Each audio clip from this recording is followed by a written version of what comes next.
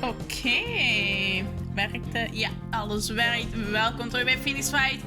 Ace Attorney, Phoenix Wright, Dual Destinies. Wij gaan verder met onze gameplay. Wij waren Mr. Lebel aan het vragen. Wij proberen hem te vinden als de killer. Hij is ook de killer. We willen eigenlijk bewijzen. Easy killer. Dit doen we eigenlijk door als eerste de True Identity van de Amazing Ninetales te doen. Gisteren was er al één stream.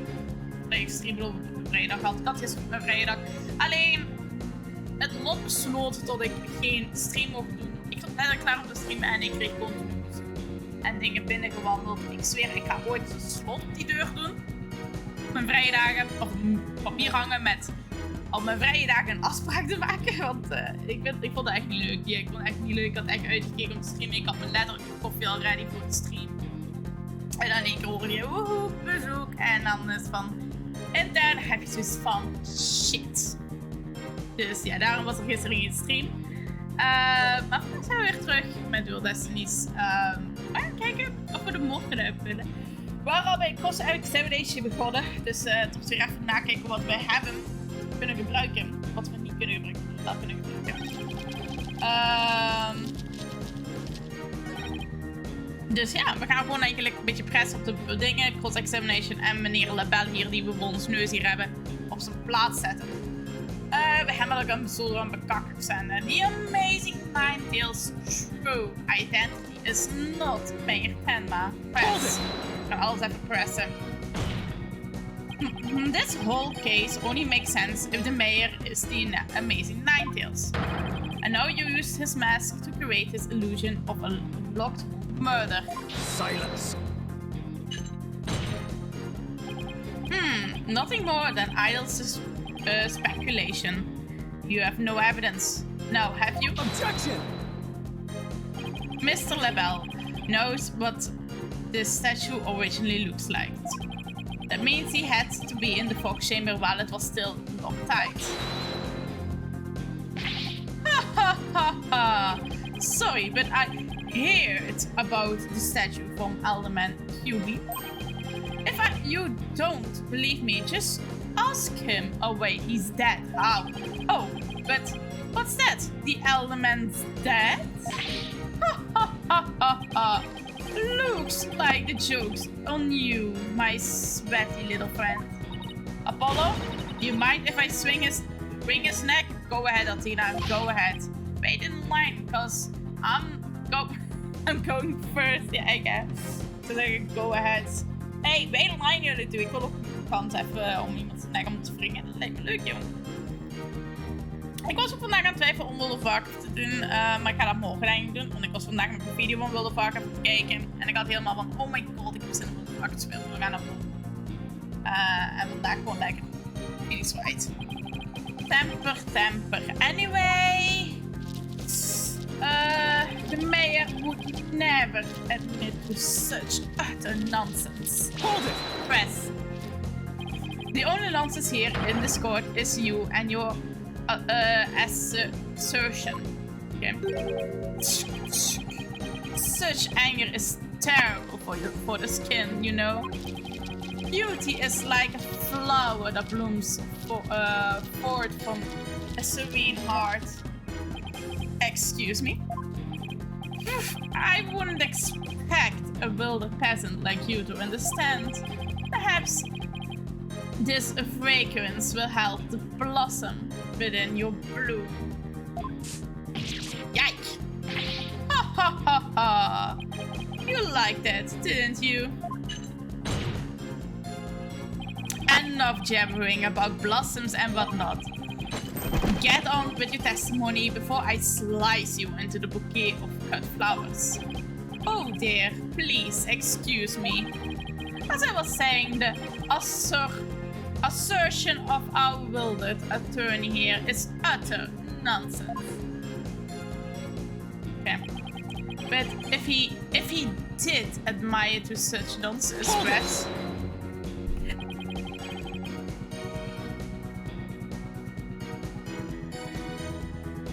Sorry, ik had een niche. You'd be arrested, wouldn't you? En ik heb hier een vlek erdoor. Yay.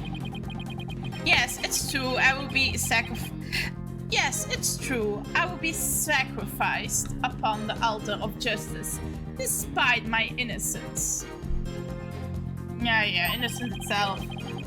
But what a terrible loss that will be for the future of humankind's cosmetic needs. It's a tragedy that must be averted. Defend me if you understand this. Silence. The only terrible loss in this is the time wasted by your caseless jammering. If you would avert the tragedy waiting you and that vexing visage of yours, then yes, I know. Get on with the testimony. Anyhow, suffice to say, should the mayor admit to the defense nonsense, I will make good of my threat and I will expose the truth behind Tenma Taro right here and right now. Hold it! Here now. And just how did you learn of the so-called truth behind Tenma Taro? Alderman QB told me all about it. The secret of the Forbidden Chamber and the truth behind Tenma Taro. Why would he share secrets like that with you, Mr. LaBelle? Because of the Alderman's wife. I was looking after her when she was hospitalized. He appreciated so much. He shared the secrets with me. Wait, did he threaten the Alderman in addition to the mayor? Don't tell me that's how he learned how to open the Forbidden Chamber. Needless to say, I'm not above revealing the truth behind Tenma Taro.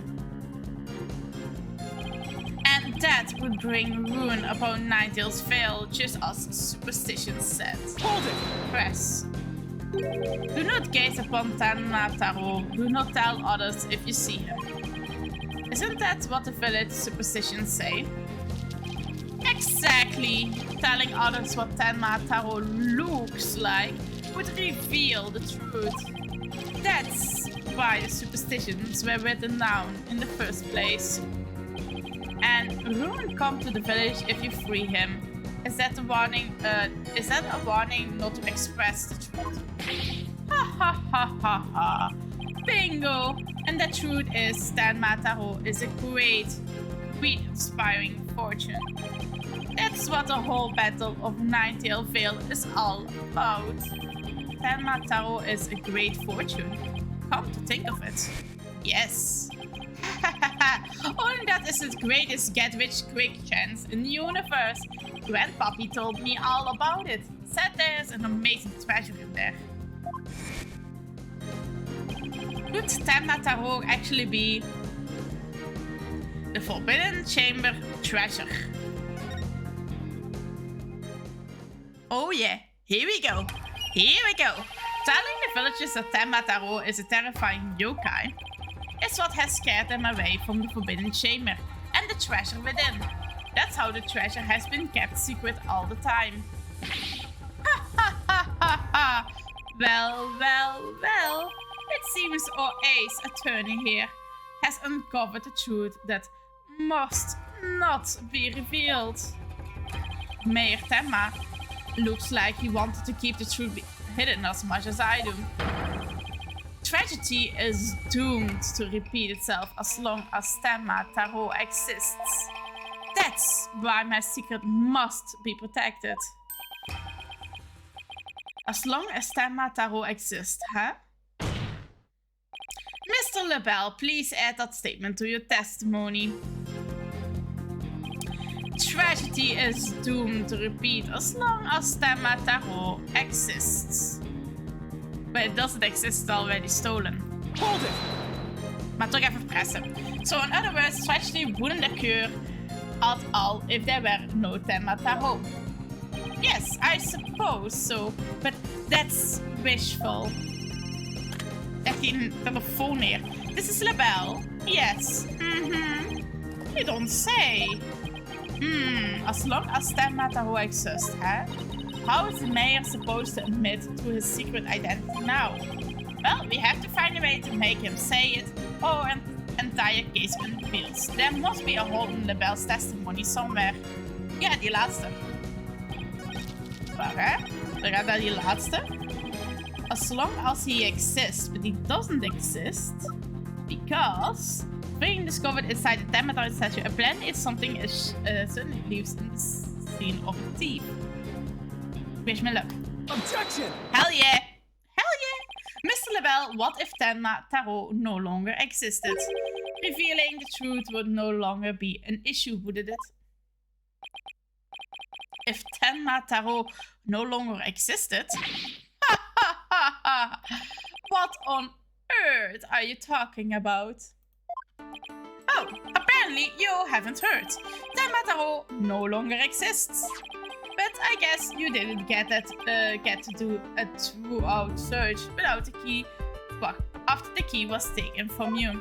Because when we searched the Forbidden Chamber, there wasn't any treasure there. Really? Well, maybe you weren't looking in the right place. Sorry, but I have proof that Tenma Tarot no longer exists. Take a look at this figure. What do we have here? It looks like some sort of creature. We found this in the Forbidden Chamber. It's an Azuki Koso figure.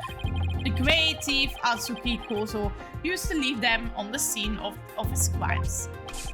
Are you suggesting that Tenma Tarot has been stolen? Yep. Phineas Phil's grandfather, a master thief, was the culprit. And by that hideous moronic caretaker's grandfather, no less? No! My beauty! Golden Tenma Tarot was... The greed inspired by Tenma Tarot can no longer bring ruin upon Ninetales Vale. Is it that right, Mayor Tenma? The root of tragedy would indeed seem to be gone. In fact, I now recall the element revealing the secret to me on the day of our meeting. He must have been speaking of Tenma Tarot, for he said to me the gold ingot was gone. The gold ingot?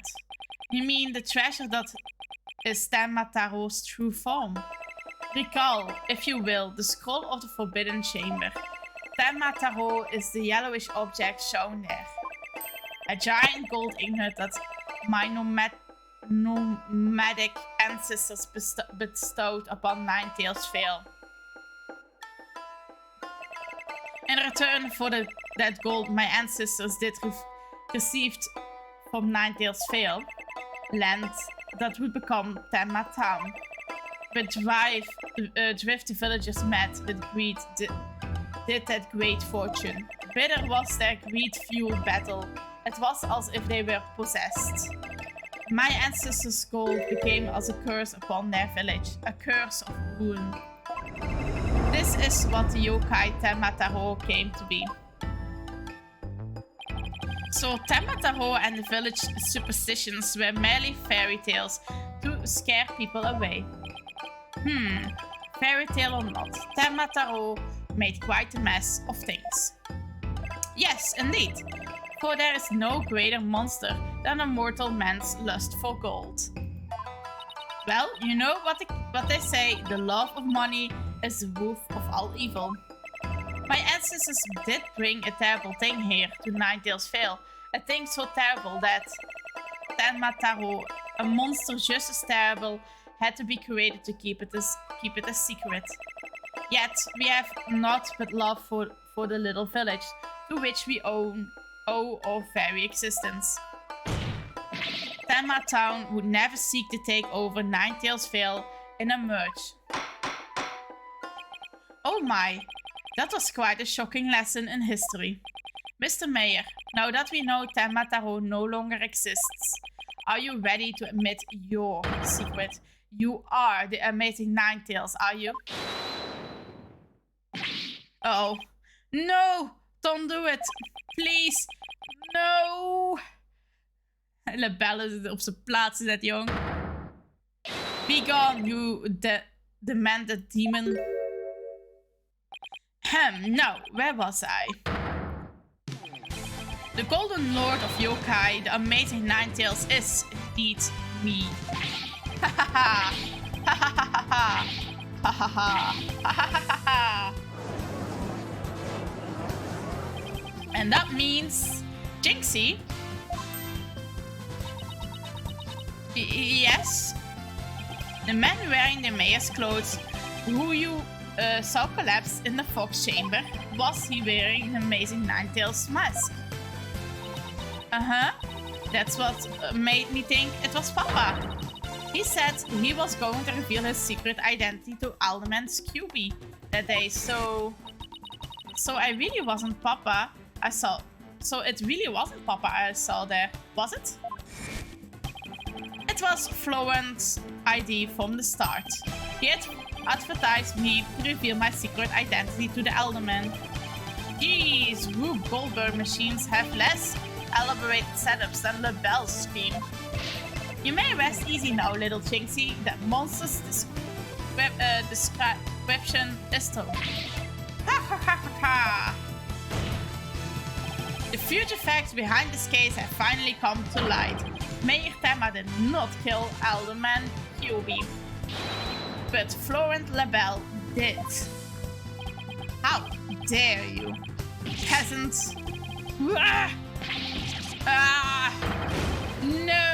Heeft zijn ogen zelf besproeid. The idiot. Silence. Uh-oh. I am silence. Justice Dono. You should at least have a real blade in your hands if you desire to cross swords with me. Or have you mistaken this battlefield for a training ground? Huh? What is this guy? What's this guy want now? It's Blackwell. Evidence is like a razor-sharp blade that cuts through bone, as through it were butter. But you have only blind guests. A dull blade capable of cutting even a cake. Capable of cutting even a cake. He has you there, Mr. Justice. After all, evidence is everything in a court of law. But they're right. Let's see some evidence. Of course, a perfect being like me wouldn't leave any incriminated evidence behind. Ha ha ha ha ha. This is the final battle. Just as a samurai must live and die by the sword, you will live or die by the evidence you hold. My swift blade of judgment awaits. Now, present your conclusive evidence, or don't you have any? Oh, crud. Do I have anything conclusive? Wel, hier zit een white haren. Nee, hier zit witte haren.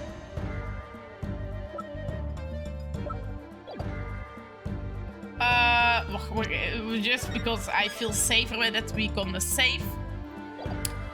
Of course I do. Evidence? Oh, I have evidence. You do? Of course. It's just the conclusive evidence we need to going to finally prove Mayor Temma innocent. Here comes justice. Oh. Let's reveal the facts. The most damaging evidence against the mayor was the crime scene itself. The mayor and the victim were the only two people found in the room. Also, we are true the Alderman was killed because he was the amazing Ninetales. But as we know, no, of course we were way off. The amazing Ninetales is really Mayor Damien Temma. That's why when his daughter Jinxie saw the amazing Ninetales collapse at the scene, she mistook him for her father. Those are the facts, as we have revealed. However, Mr. Labelle insists that he did not leave any evidence at the scene of the crime. But he didn't say anything about evidence outside the crime scene. Maybe he isn't as clever as he thinks he is. Does any of that evidence found outside the crime scene provide any clues? Yes, the amazing Ninetales mask. No, the amazing Ninetales mask. It was found washed up along the river. What sort of clue does the mask hold? White hair.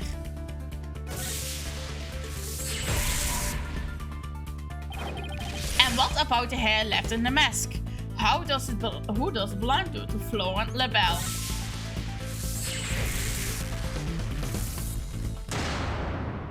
Alright, that hair is Florent Labelle's.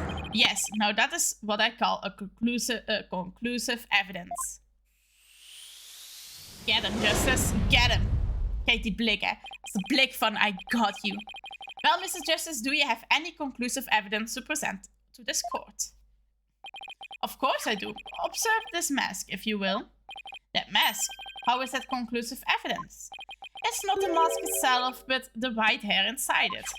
We originally thought it belonged to Alderman's Rex QB. Yes, but the amazing Ninetales, also now known, is Mayor Tenma, so it is correct. So the question is, whose hair could this be? And the answer to that is the last person to have worn it before it was discarded. That would be you, Mr. Florent Labelle. What are you talking about? I never had hideous white hair like that. Silence. It would appear your coup de grace failed. Coup de grace failed to hit the mark. This freakish flop is not the white hair type, because he's busy being one ludicious, gardish color of another. Objection! Well, he has hair color. No, Prosecutor Blackwell. It is you who has made a fatal error. What? Remember where this mask was found. Washed up at the side of the river. With that in mind, this last piece of evidence will solve all the remaining riddles. The hair color. Hair color that washes out with water. Take that! Ah, that's... what's that? This is Mr. Labelle's own private brand of hair color. It washed out with just water. The court will also recall that the amazing Ninetales mask washed up along the side of the village river with white hair inside of it. Well, let's wash his hair. Gooi het water over hem heen. What's this? Are you saying that greening Peacock's hair color is? That's exactly what I'm saying. Mr. Labelle's hair color is a freaking work of fiction. But thanks to the river flowing through the Ninetales Vale, we now have a real-life expose. Ah! The white hair in the mask is conclusive evidence proving you're the real killer. A DNA test is all we need to prove it. And we both know we will get a match. Admit it. Florent Labelle, you were the one who killed Alderman Rex QB. Come on, break. Break. You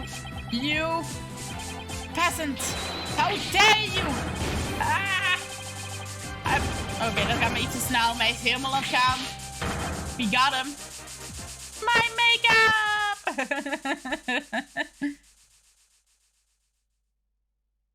Heeft hij nu zoveel gespot dat zijn haar gewassen is? Hell yeah.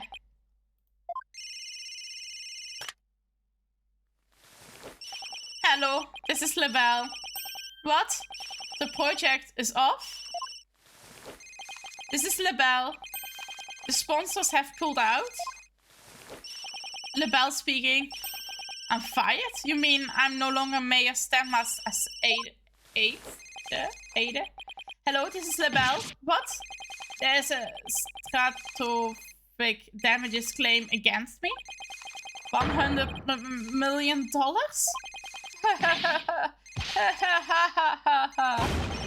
I'm finished. Washed up. Stick or fork in me. Yep, he broke.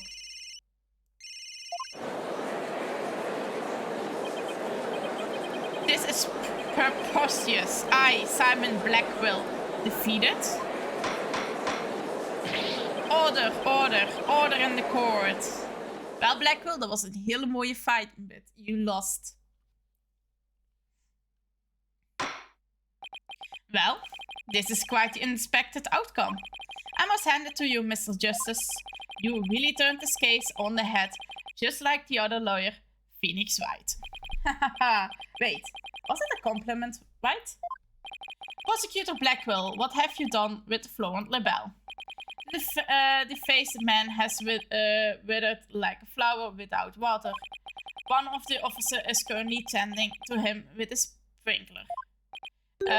Wouldn't that just wash even more of his makeup off? Allow me to explain the actions of the guilty party in detail. The motive, of course, was to steal the golden ignet, known as the Tenma Tarot. However, few are allowed into the manor due to its cultural ties to Ninetales Vale. LaBelle set in motion plans to gain access to the manor at the gold within via the merge. But the efforts of the amazing Ninetales saw those plans come to a halt. And thus LaBelle murdered the Alderman and attempted to pin the blame on Mayor Tenma. I see, but what I still can't comprehend is why would he go after the gold in the first place? Mr. LaBelle doesn't look like someone who is in need of financial aid. LaBelle hid his past well, much like he hid his beauty, makeup. He is mere in debt. Debt due to pouring money into a brand only he could love, which is why he sought the gold with such voracity. Too bad for him. Someone else had gotten to it first anyway. I see. Very well then. I believe it's time to declare a verdict. This court finds the defendant, Damien Tenma, not guilty. We got it.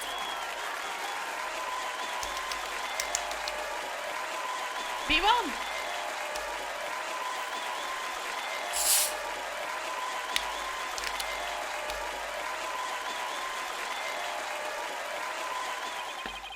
Court is adjourned.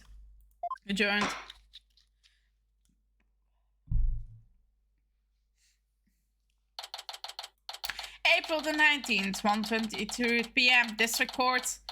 Defendant's lobby number 3. Even terugzetten.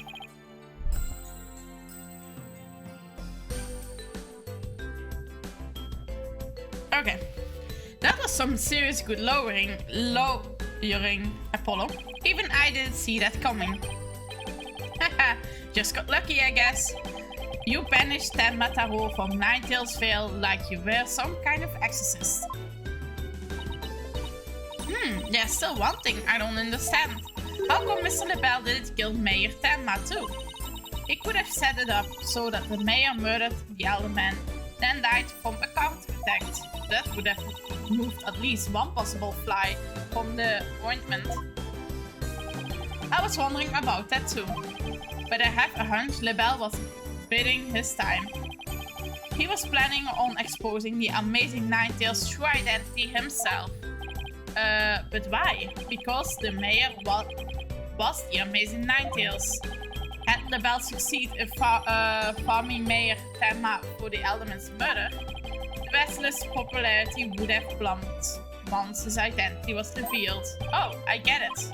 If the amazing Ninetales was just killed, he would die a hero, but if he was proven a villain, his fans would abandon him, making the merge that much easier. Right. And when the merge was completed and everyone's cooled down, he would be able to search the Forbidden Chamber as his leisure. What an insane and intricate plot. Cow, a most excellent job clearing my name. A fate worthy of the Demon Lord's approval. Why are you acting like Tenma Tarot again? Let this be of non-concern to you. How could it not concern me? Tenma Tarot, be gone! Ah! Jinxie, seems like ages since I've laid eyes on you. Papa, you're finally back. Yes, it would seem the Tenma Tarot is no match for you. I'm not scared of that silly yokai anymore. Your father's a free man now, Jinxie. Isn't that great? Thank you for all you have done. Seeing you guys in action, it made me feel like I don't have to be afraid anymore. Wait, is Jinxie actually smiling? She is, Apollo. Good job, Apollo. This is all thanks to you two. Too bad the amazing Ninetales will have to retire though. Oh, how come? Once everyone hears I'm the amazing Ninetales, my fan base will nosedive. After all, I'm not the most popular of people. Another reason, my secret identity. I don't see how I could possibly continue. Hey, I think you have just misjudged yourself. Take a look outside. Say, no, what you mentioned it. What's all the noise out there? A big crowd gathered outside the courthouse once the news broke. It seems they want to get a glimpse of Mayor Damien Temma, the man behind the mask, and for you to return to the wrestling ring. Rooting? For me? But I thought I was nothing more than a malfactured in their eyes. The only one who really matters is Jinxie. Show her how cool you really are. Yeah, you're the coolest when you're out there fighting in the ring, Papa. Jinxie, here, I think you will be needing this, the mask. Take that! Thank you. Now, if you would excuse me, I don't want to keep my fans waiting.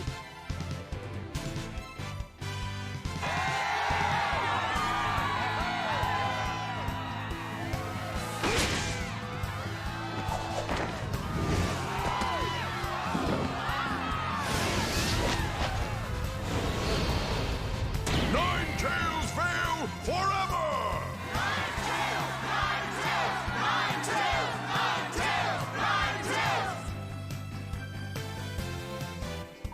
I sure hope they can settle the problems between Temma Town and Ninetales Vale. Me too. I'm sure they will be fine after all. The blackmailer /killer is behind bars and the merge no longer an issue. Plus, the amazing Ninetales is obviously still a hit. And I suspect Ninetales Vale will be too. And it's all because we believed in our client, just like you said. Okay, people. Now that we've got all that one in the bag, let's go get something to eat. I'm starving. Sounds good. I've been so nervous I haven't eaten since yesterday. Better keep eating, Apollo. Or you might have to start looking up at me. Huh? I'm definitely past my growth phase. Growth phase. And you should be about past yours too. Are you kidding me? I'm just getting started. Ready or not? It's face stuffing time. Keep eating like that. And the only direction you will grow is sideways. Very funny. But I've got a hollow leg. I can eat as much as I want without gaining 1 ounce. Ik ben jaloers op Athena. Ik wil dat ook kunnen. Really? Wow. Can't wait to see this. Calories? Ha! Just let them try to stick on me. Alright, already you two. Let's get going before the old man closes shop. Aldoon's noodles isn't an all-night stand, you know. Ah, noodles. Ik was al aan het denken, ze gaan sowieso noodles eten. I'm with Mr. Wright. Let's go. I've been waiting to have a bowl from there ever since Mr. Wright told me about them. Ik wil daar ook een bowl noodles van. Well, what are we waiting for? And noodles are on me today, so I expect some serious eating from you two. Yay, thanks boss! I won't let you down. Athena has no idea what she's getting into. Mr. Aldoon's noodles are so hot and salty. 2 bowls would kill a man. Well, ik ga ervoor. Ik wil ook een hot and salty bowl of noodles. That was our first case together. And it felt like nothing could bring us down after that. The dark age of the law seems too distant, so irrelevant to our small, cozy office. But little did I know that I had been lurking all along, right there behind us. First time it made itself known was during the murder at Thames Legal Academy. That case would mark the twilight before the dark. Cold night, het was to come. Oké, ik vind het soms dat het zo overeenkomt. Ik wil het doorlezen. Maar oké. Let's go. The end. Case closed. New episode has been added. Next episode. Let's go. Yes, let's save the game. Next case, let's go.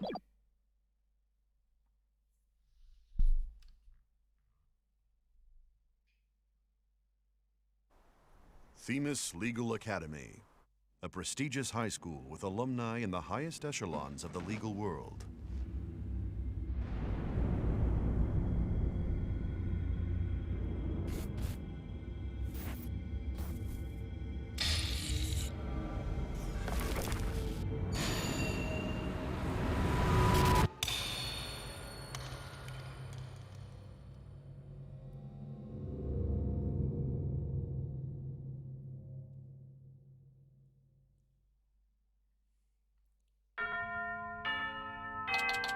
October the 24th, 1:25 p.m. Themis Legal Academy. Oh no, I'm going to be late.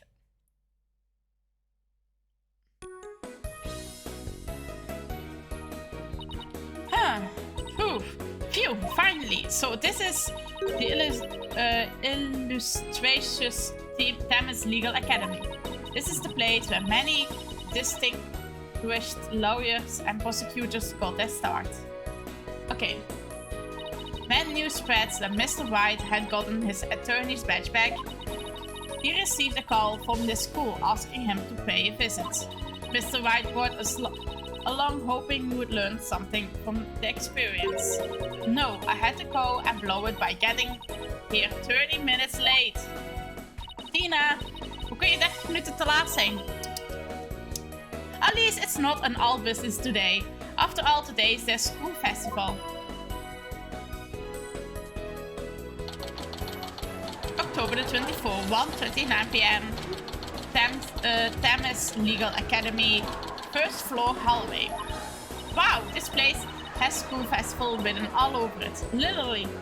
Ja, echt hè. School festival, cupcake, party, arts, all soort dingen. But why all the cold stairs? Is it because everyone's in school uniform except me? Well, I like the way I dress. Wonder where Mr. White and Apollo are. Your attention, please. This is an announcement from the mock trial committee. The mock trial will begin shortly. All students and faculties, please proceed at once at the lecture hall. Thank you. Sounds like a mock trial is about to start. But where is this lecture hall? Looks like all the students and faculty are heading that way. Might as well join them. Maybe I will find Mr. White and Apollo there.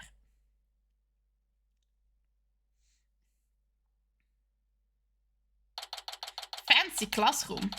October the 24th, 1:33 p.m. Themis Legal Academy, 3rd floor, lecture hall. This must be the lecture hall. Wow, they've spent more serious money on this place. This district court can't even compete. Hey, Athena, over here. Oh, daar zijn Apollo en Phoenix. Ah, Mr. White, Apollo. I've been looking for you too. I'm so sorry I'm late. It's okay, sorry we couldn't wait for you. But we didn't want to be late for our meeting. Lucky for you, the person we're supposed to meet also seems to be running late. Mr. White, Mr. Justice, it seems Prof. Court has yet to arrive. Oh, hi. How unprofessional of her to keep visitors to our esteemed institution waiting like this. I shall make her right. I will not. Oh, who do we have here? Oh, right. You haven't been introduced yet. Ah, yes. You must be the young lady Mr. White was telling me about. Aristotle means a professor at this hallowed hall of learning. I oversee the lawyer course here. It is a pleasure to meet you. I'm Martina Sykes. I just recently got my Eternities badge myself. It's nice to meet you too. How wonderful. So vigorous and vivacious. You just earned yourself a gold star. Hey, nice!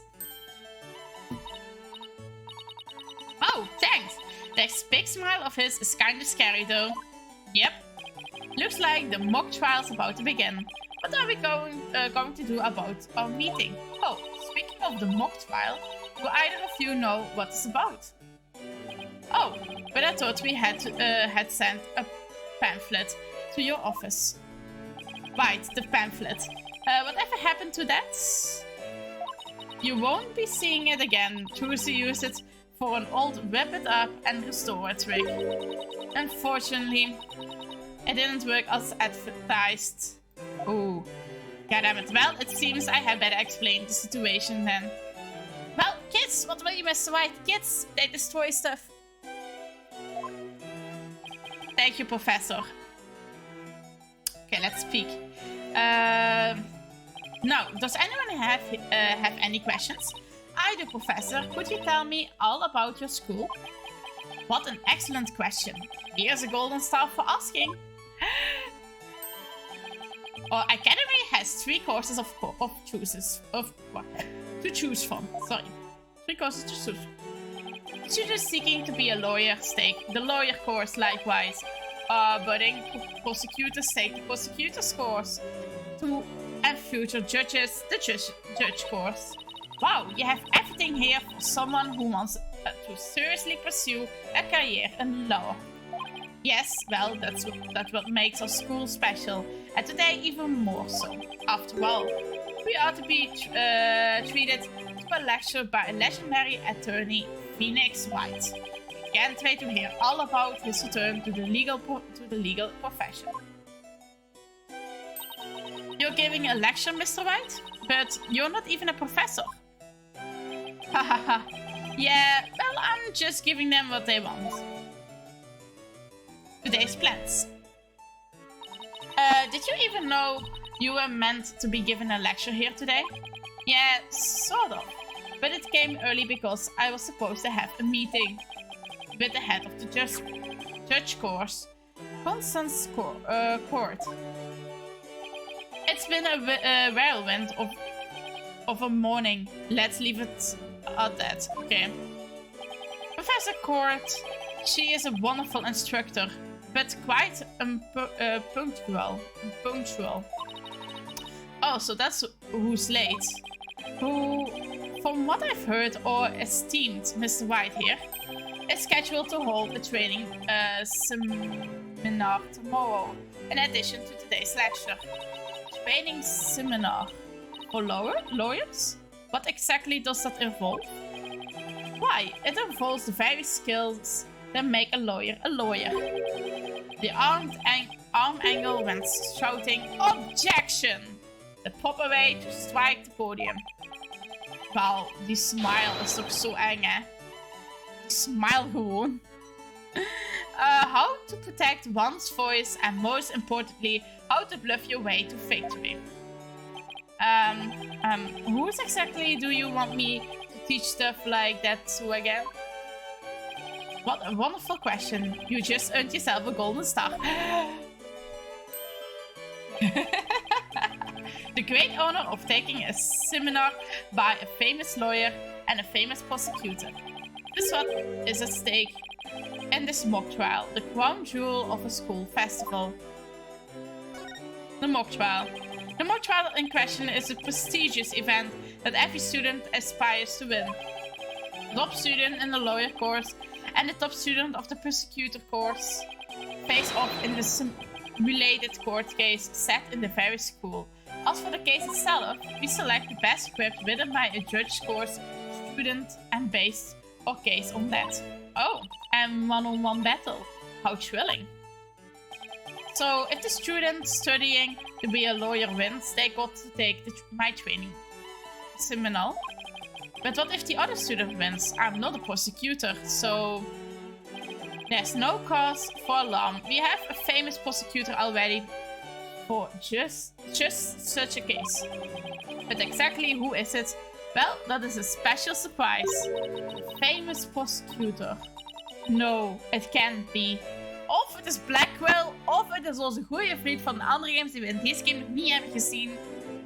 Miles Edgeworth. Miles Edgeworth. Ik hoop Miles. Professor means, forgive me for interrupting you and your guests. I'm Juniper Woods, a third year in the judge course. Professor, the trial will begin shortly, since you will be delivering the pre-trial speech. Would you mind waiting up in the balcony until we're ready for you? Woods, we hebben Woods weer terug. Woods is weer terug van de eerste trial. My, how very organized you are, Juniper. You just earned yourself a golden star too. But what about Professor Court? Well, I suppose she will eventually arrive. Now then, I trust you will look after our visitors, Juniper. Yes, of course, Professor means. Juniper Woods. Is that you? Then, Athena. I almost didn't recognize you. I didn't know you were back from Europe. Wait, you two know each other?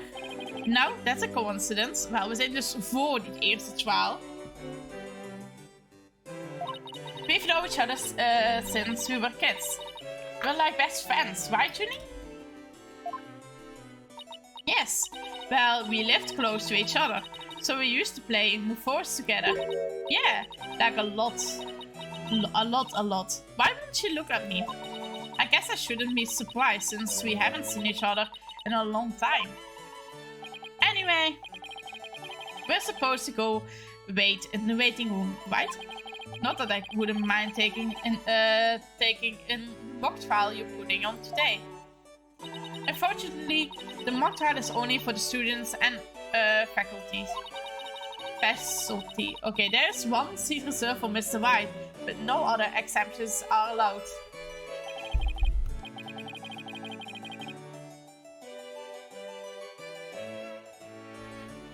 Sorry. Yes, I'm very sorry, but it's a part of the student curriculum after all. I hope you won't mind remaining in the waiting room until the trial concludes.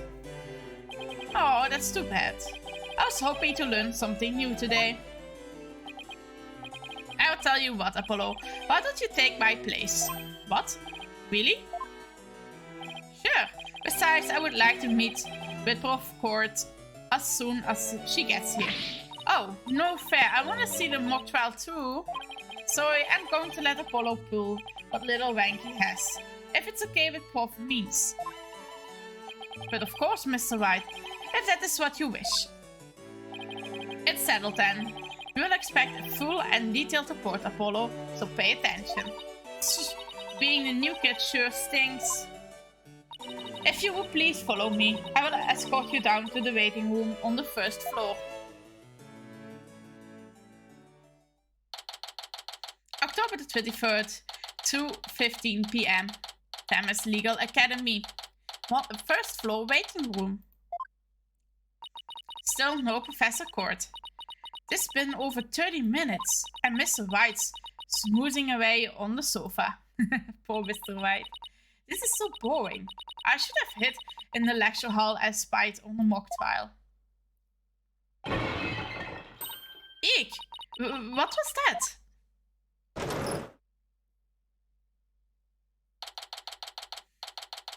Okay, first floor the hallway.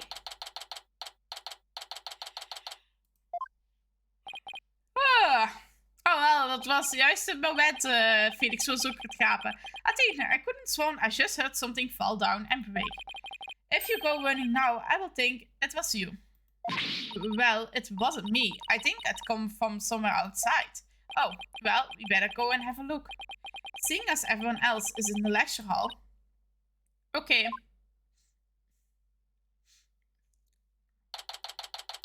October the 23rd, Thames Legal Academy. Outdoor stage. Is this a stage from sort of concert? It kind of reminds me of a courtroom. Wait, Tina, behind the witness stand. What? We have a body. Eek! Of course. Can you hear me? Professor! Wait, that's who we were supposed to meeting with. It looks like our meeting's been cancelled for us. No way, this can be real.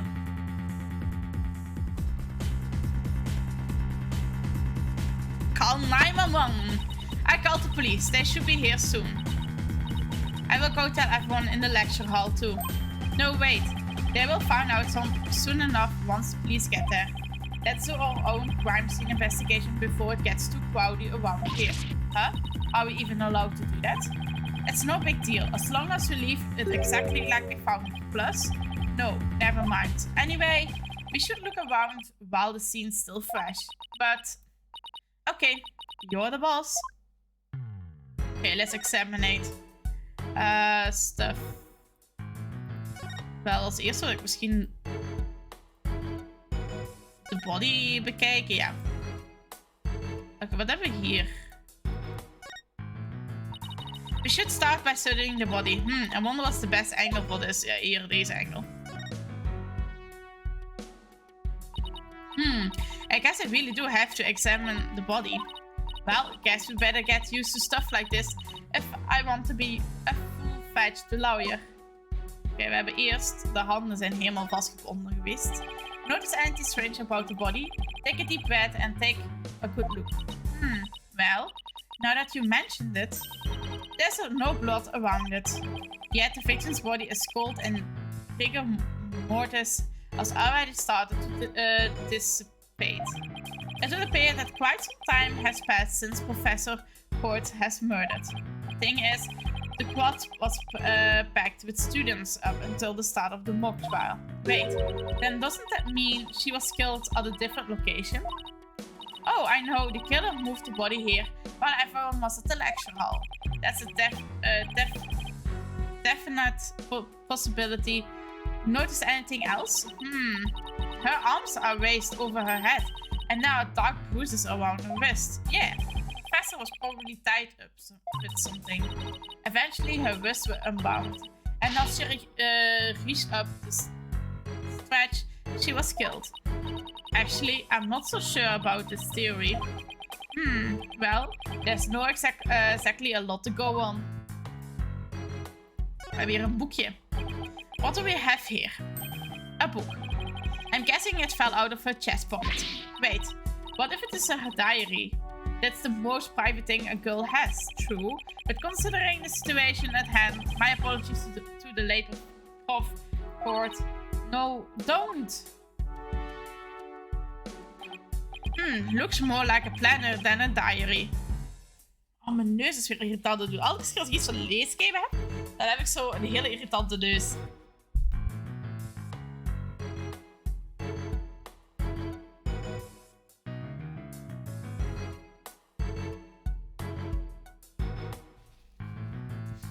Okay.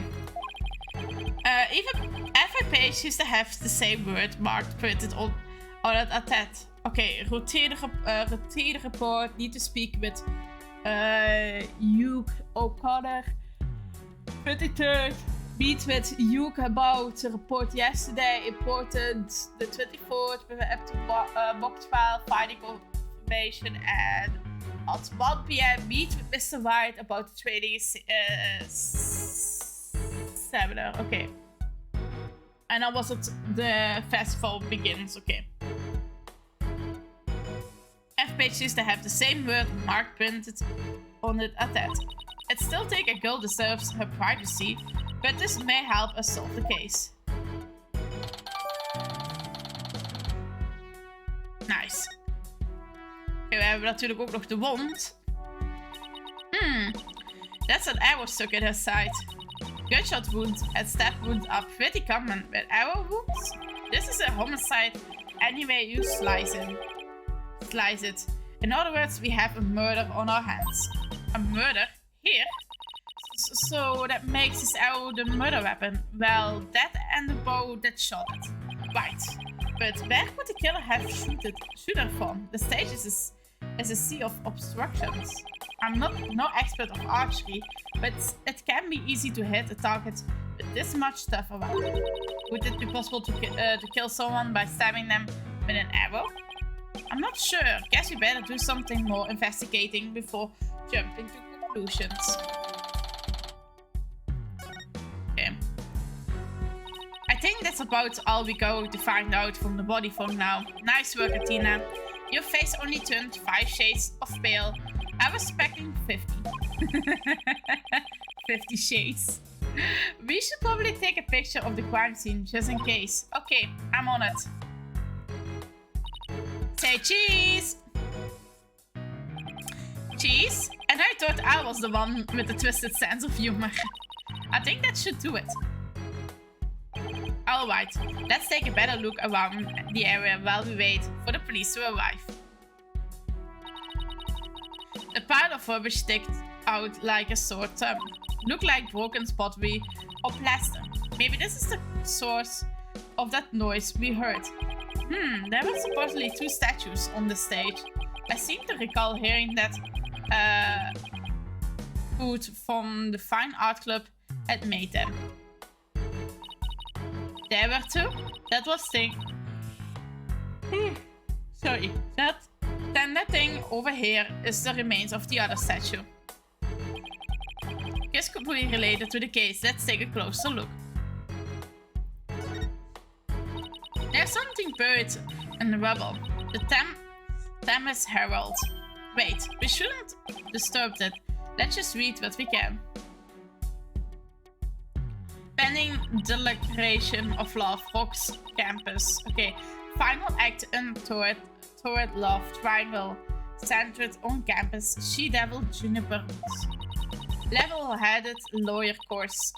Genius and hot-blooded prosecutor course student will go head-to-head in a mock trial battle for the She-Devil's back heart. Hugh O'Connor has declared that he will confess to her if he wins. Wait, what? I seriously wish I hadn't read that. You find that more shocking than the discovery of a murder victim's body? But we're talking about my friend Junie here. She would never lead guys on like that. Athena, you don't believe everything you read, do you? This article is clearly written with malicious intent. I'm not buying a word of it. You're right. But it's still disturbing, even if it's third-rate tabloid material. Okay. Wonder what that was wonder what this was a statue of. Whatever it was reddish purple in color. When Apollo and I first got here, both statues were already here, but they were covered up. I bet they were waiting to unveil them when the school festival moved here to this stage. You mean this buffalo bag looking thing was actually being used to cover the statues? I guess I was just leaves the question, were they broken by accident or on purpose? What a puzzle this is. Indeed, what a puzzle. Mr. Wright, Athena. Oh, here comes Apollo. I've never seen anyone move so fast. Huff, listen, something big's happened. I was at the mock trial when the police announced a body has been found on campus. Well, achter jou. That's right, and we're the ones who phoned it in. We found Professor Court dead behind the witness stand over there. What? Can you show me? Ja, daar. Hier heb je hem. Hier is ze. Wat de... We've already had a quick look at the body. It's definitely a homicide. Once the police get here. No, I know it's a homicide. I'm shocked because it's the same, exact the same. Whoa there, Apollo. Take a deep breath. Explain what you mean. It's the same, the body that is. It's just like how it was in the mock trial. What? It's like the mock trial? I know, it sounds crazy, but... The body's location and position, the murder weapon, the lack of cooling pots.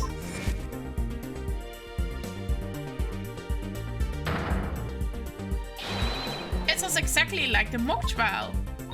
You're kidding, right? It can't really all be the same, can it? That's politie.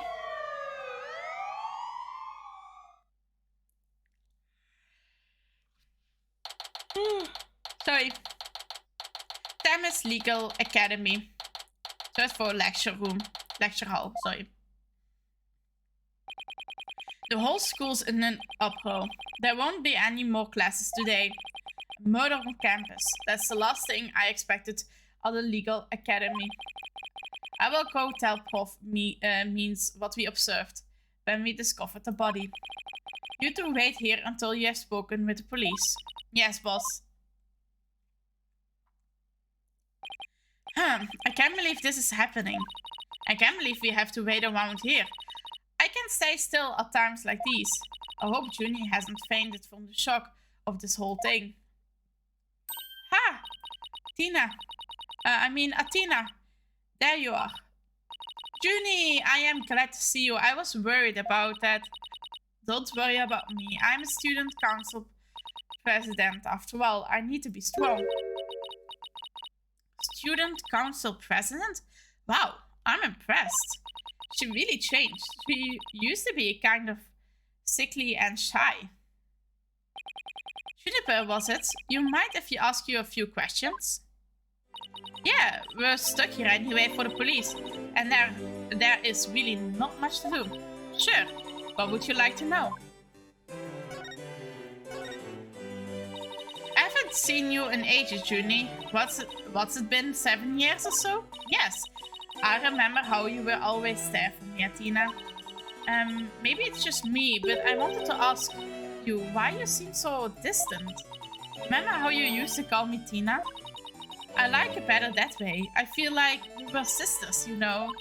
Yes, but I'm a student council president now. And as a student representative of Thames Legal Academy, I have to act properly. She was never this stiff and formal before. I know you wanted to be a judge, but I didn't expect this. It's such a prestigious school, and you're in the judge course too. Good. Yes, at Prof Court, I've been in charge of Tintel. Well, you know. Oh, right. Prof Court was professor in charge of June's course. What sort of teacher was Professor Court? If I had to sum her up in a single word, I would say she was amazing. A judge must always seek the truth. That was her mantra, and she used it in trying to fix what was wrong with our school. She was a beacon of hope in this dark age of law. What's wrong with your school? What did you mean by that? Uh-oh, nothing. Never mind. What are you hiding? Am I imagining things, or did I just detect something in June's voice? Of course, choose my script for the mock trial. Oh, you mean all of the students in the judge course had to submit a script, and yours was the one she selected? Wow, that's amazing, Junie. Oh, thank you, but now Prof Court is... Who would do such a thing? Just yesterday we were working together, trying to get things ready. Uh-oh, excuse me. Are you alright, Junie? Maybe you should take it easy for a while. So, she still got that cough. Yeah, she's not as strong as she pretends to be. Why do you need a script in a showdown between a lawyer and a prosecutor? Well, we were simulating a trial, so we need a script as a framework. All the details about the incident and the people involved are included in the script. Also, we prepared a crime scene, photos, a murder weapon, and other kinds of evidence. Wow, you guys think of everything. Must be hard getting all that ready. Yes, well, it was only Prof Court and I. After all, we didn't want the script or other elements of the mock trial to get leaked. We were the only ones in the entire school who knew all of the details. Must have been a big plan must have been really difficult. I wrote the script so that the case could go either way. The way the defense and the prosecution both had an equal chance of winning. Huh? If you think that's all she's capable of, you've got another thing coming, huh? Who said that? Hi! Juniper's genius doesn't stop at her brilliant script. Yeah! She gave an award-winning performance as the defendant, man. I think I found a rival to my Court of Steel. Robin, aren't you going to introduce yourselves to our guests?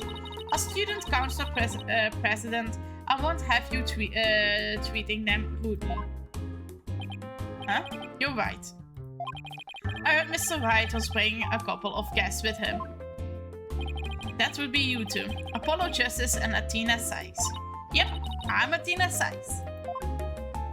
And I'm Apollo Justice. Nice to meet you. I will pass on the handshake. I'm studying to be a lawyer. The name's Hugh O'Connor. But some call me Mr. Perfect because I never score less than 100% on a test. Most pretentious introduction ever. What's with this hand? Is it glued to this inside of his pocket or what? Jeez. Let me be the first to apologize for Hugh's totally rude introduction. Sorry! Now, here's my intro. I'm Robin Newman. I'm studying to be a prosecutor.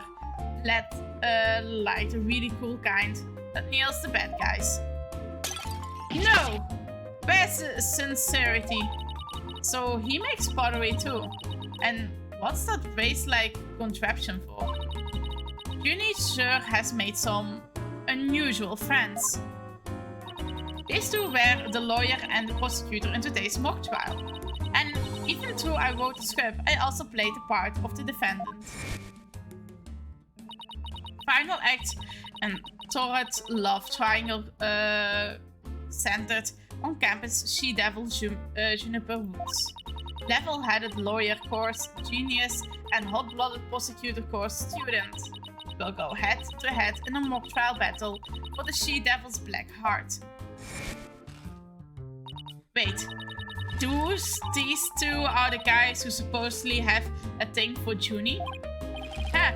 Juniper, come on! Your role's way beyond just that. That's right. The mock trial's just the start. She's also in the school festival's main event.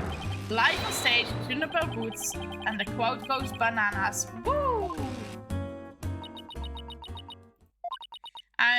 I'm supposed to sing at the school festival. All of the other girls were too embarrassed to try out, so my Junie singing on stage in front of people?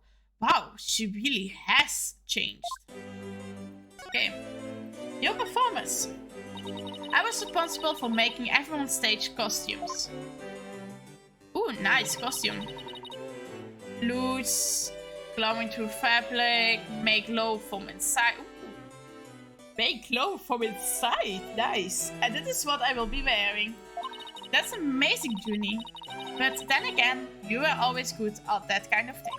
These constellations in particular are really something. Oh, thank you. One of my favorite things to do is to look up at the stars in the middle of the forest. So you're a fan of the night sky then? Wow, Apollo, didn't you know where you were such a romantic? It's not like that. I have this friend. He and I go way back. Who got me really interested in space. Wait, you have a friend when you were young? Call on me surprised. As student council president, I cannot allow such mean-spirited teasing to continue. Eep! I think she's angry. The costumes were no problem, but as for singing, I'm not sure. No, you can do it! You can do it! Oh, nu wil ik eigenlijk deze doen. Deze doen, jongens.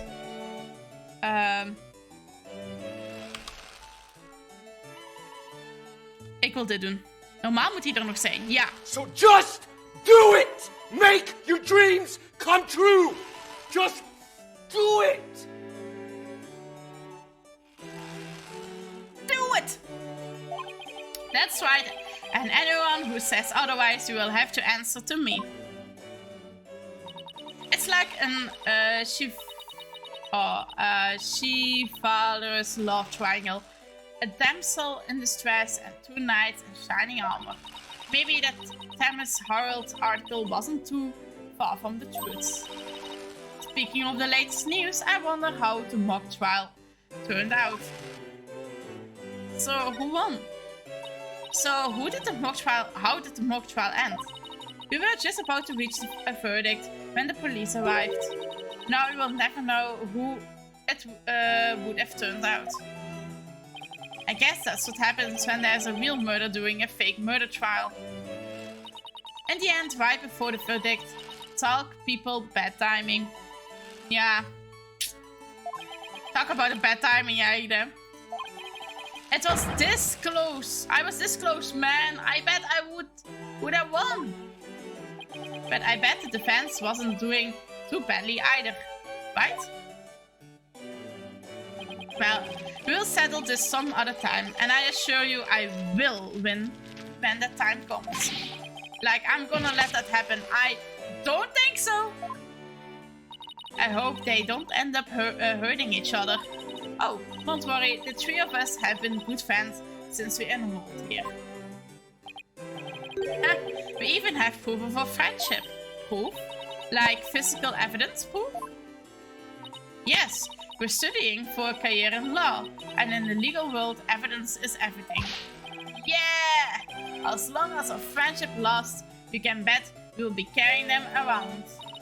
Ah, the famed Thames Legal Academy in Unions at work. So, what exactly is this proof of friendship anyway? Yeah, what's the proof? Well, it's a secret, and if I show you, it will be bad luck. Oh, okay. I knew it. There's definitely some sort of discord in June's voice. Our friendship is sacred and inviolable. It's not something to put cheaply or display. Proof? We don't need no stinking proof. Us 3 are friends forever! Oh, there is a Discord in hun voice. I can hear Discord in their voices too. But they're talking about their friendship. What's going on here? Something wrong, Athena? No, it's nothing. Oh, alright then. Hey, isn't that... Everyone stay right here, where you are. Don't move a muscle. Yay, you here. The detective Fulbright? Is something wrong? Why? If it isn't my little lawyer friends. Sorry, but the small talk will have to wait. Juniper Woods, you're under arrest for the murder of Constance Court. What? Wait a second, what's going on here? Why are you arresting Junie? Please, Detective Fulbright. We're involved in this case too. Aha, so you're the lawyers the dispatch said were first on scene. I can't tell you everything, but I will say this. There are 2 major reasons for her arrest. Number 1, the suspect led somebody to where the body was. I didn't.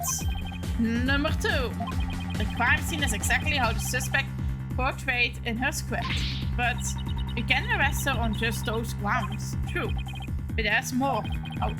However, Prosecutor Blackwell specifically told me to say no more than that. So Blackwell's prosecuting attorney on this one too.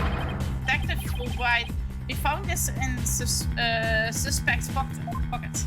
Uh-oh. Why? There's blood on this. Oh, that's evidence we made for the mock trial. A mock trial? Never heard of such a thing, but it sounds fishy to me. Really fishy. No. If you would, officers, yes, sir. But Junie, I have to do something. I can't let them take her away like this. No. If you will excuse me, I'll have work to do. Hold it!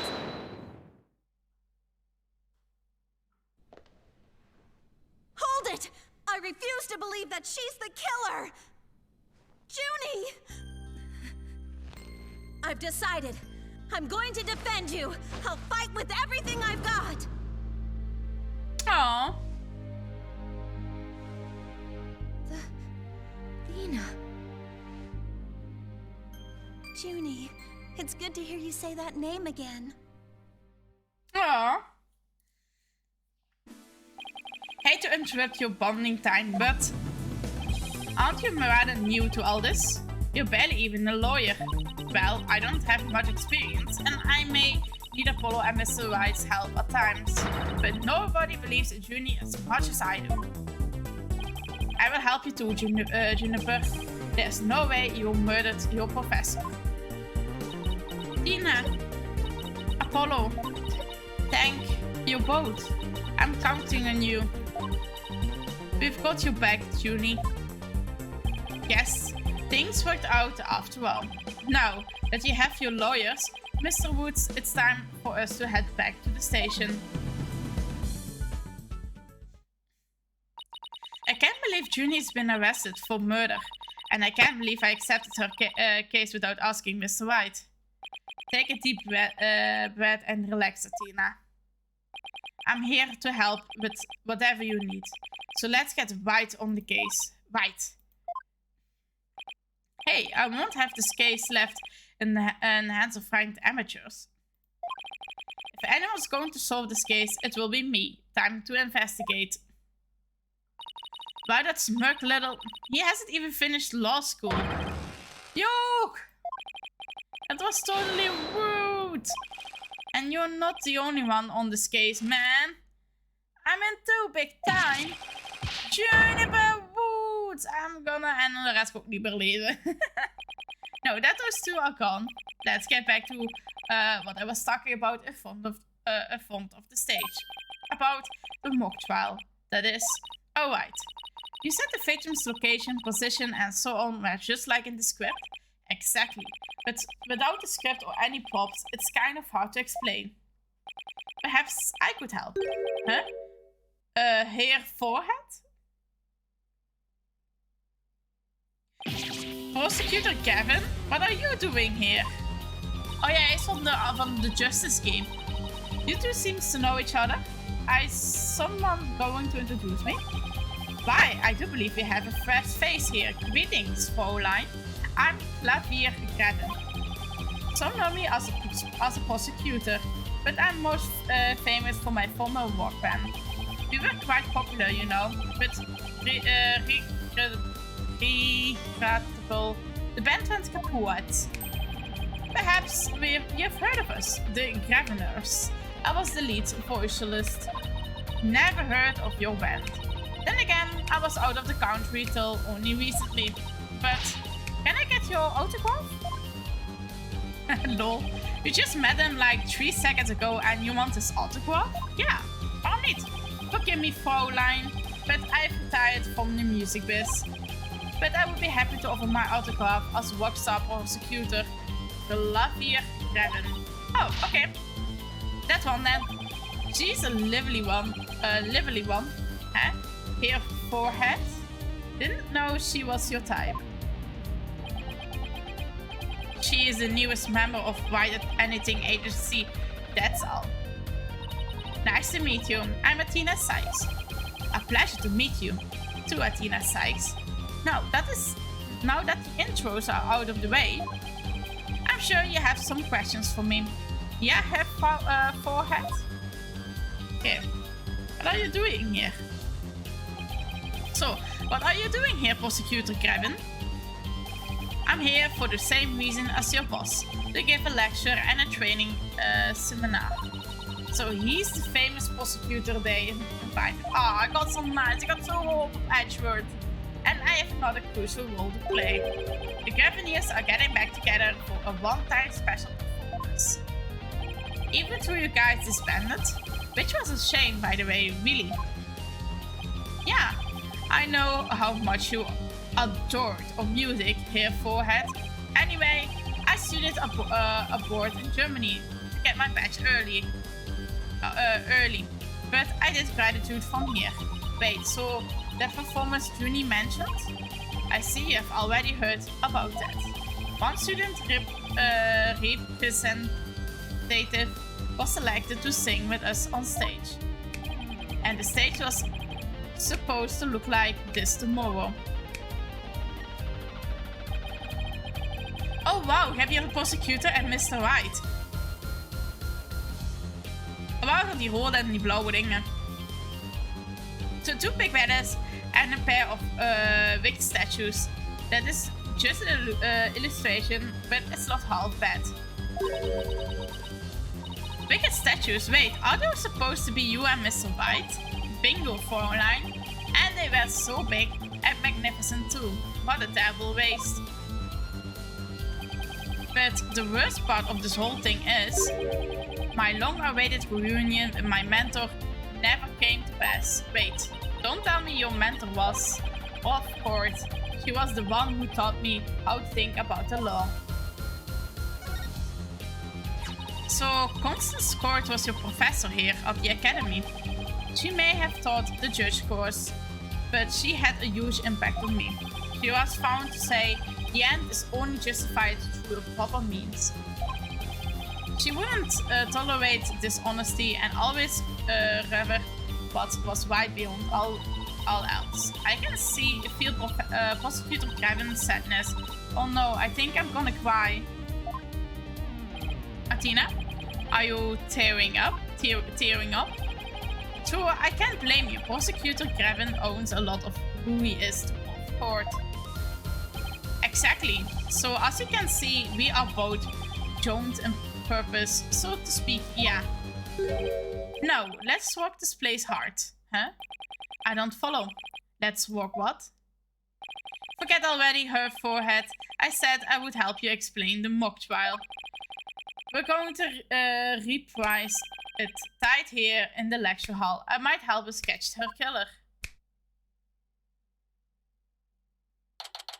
October the 24th. Times' Legal Academy. Third Fourth Lecture Hall. Okay. Mock trial. Oh, okay. All wise. Wie's the Dutch? Right. The stage is ready and her forehead ready to rock? No. The defense is not ready to rock. You saw the actual mock trial earlier, right? Just relax, you will do fine. Besides, we have the script right here. Junie's masterpiece. The one everyone's been talking about? Yeah, and there's only one in existence. I borrowed it, if you will. Now, Fräulein, we will need you to play the part of defendant and judge as per the script. Okay, got it. I only have read the case outlined so far. I don't know how it exactly turns out, so I will treat this like prosecuting a real case. You, Herr Forehead, will play the part of the fledgling lawyer, the role you were born to play. All the evidence is also here with us. We have everything we need to represent the mock trial. Très bien. Let's get started. Defendant/Judge Athena Sykes is psyched and ready to walk. Court is now in session for our reenactment of the mock trial. Or what I would like to call it, mock trial. Yeah, a double mockery perhaps, but a trial is still a trial. Arching baby, it's no holds barred. Let's walk. Aw, can't we take it easy today? Objection! A may just be a mock of a mock, but there's only one way to compete. You play to win. So remember, each time I catch you slacking off, I'm holding you in contempt of court. Great. A judge that voices her own objections and abuses her judicial powers. Wel, Apollo, het is niet altijd makkelijk, hè. Het is niet altijd makkelijk. Okay, let's see. Summary of the facts. Now then, Prosecutor Grevin, your opening statement, if you please. You got it, Fraulein Judge. Okay, it's set in a school very much like this one. The victim, a professor, female. The defendant, an archery club member, also female. Oh, me, oh my. I'm innocent. Innocent, I tell you. That's some seriously bad acting, Fraulein. Anyway, the victim's body was discovered in the middle of the square. Of the squad. Sorry. Here's a shot of the crime scene. Ironical. It was Hofcourt who posed as the corpse. Ja, maar hier heeft zij niet zijn andere hand daarboven, maar houdt ze de pijl vast. Her forehead. Would did the mock trial participants react to this photo? Mr. Newman was surprised by what Hofcourt was wearing. He reacted with, oh, the green sweatsuit? That's not exactly what I would pick to focus on, so why would he care about that? Too much of a fledgling to know what's important. That one in any case, both in the mock trial and in the actual case, Hofcourt was wearing a sweatshirt. Moving right along. Hold it! Ik bedoel, ik draag ook heel vaak 2 dagen of 3 dagen hetzelfde achterin. Max 3. Max 3. Dus, Hey, wait a second. The body was discovered in the same area as the mock case, although there was a stage. Plus the murder weapon, an arrow, and the lack of blood are also the same. That's right, and the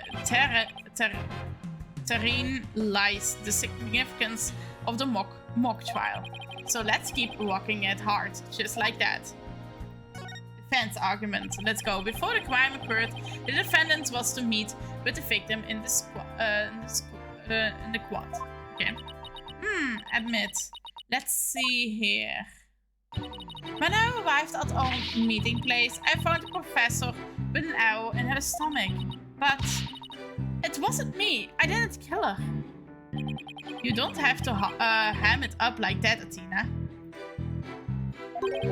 It's called getting into character here, forehead. Don't be such a wet blanket. Right.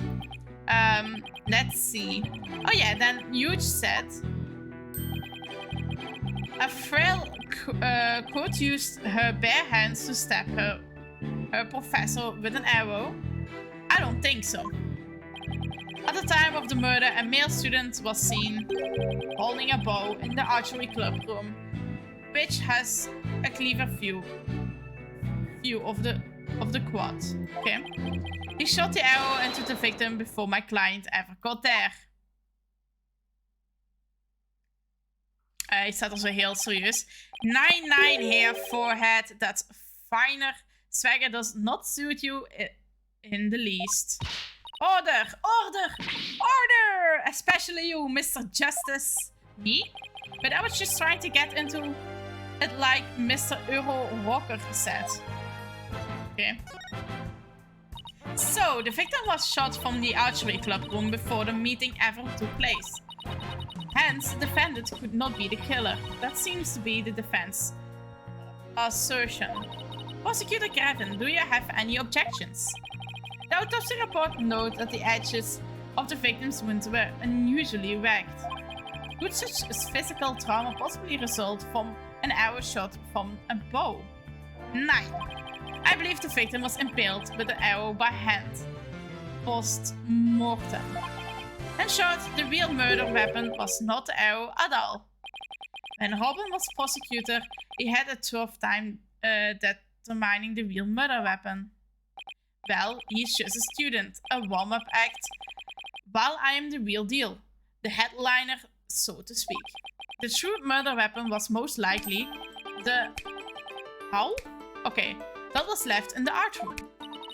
An owl. That's that? I mean, an owl, you say? What might that be?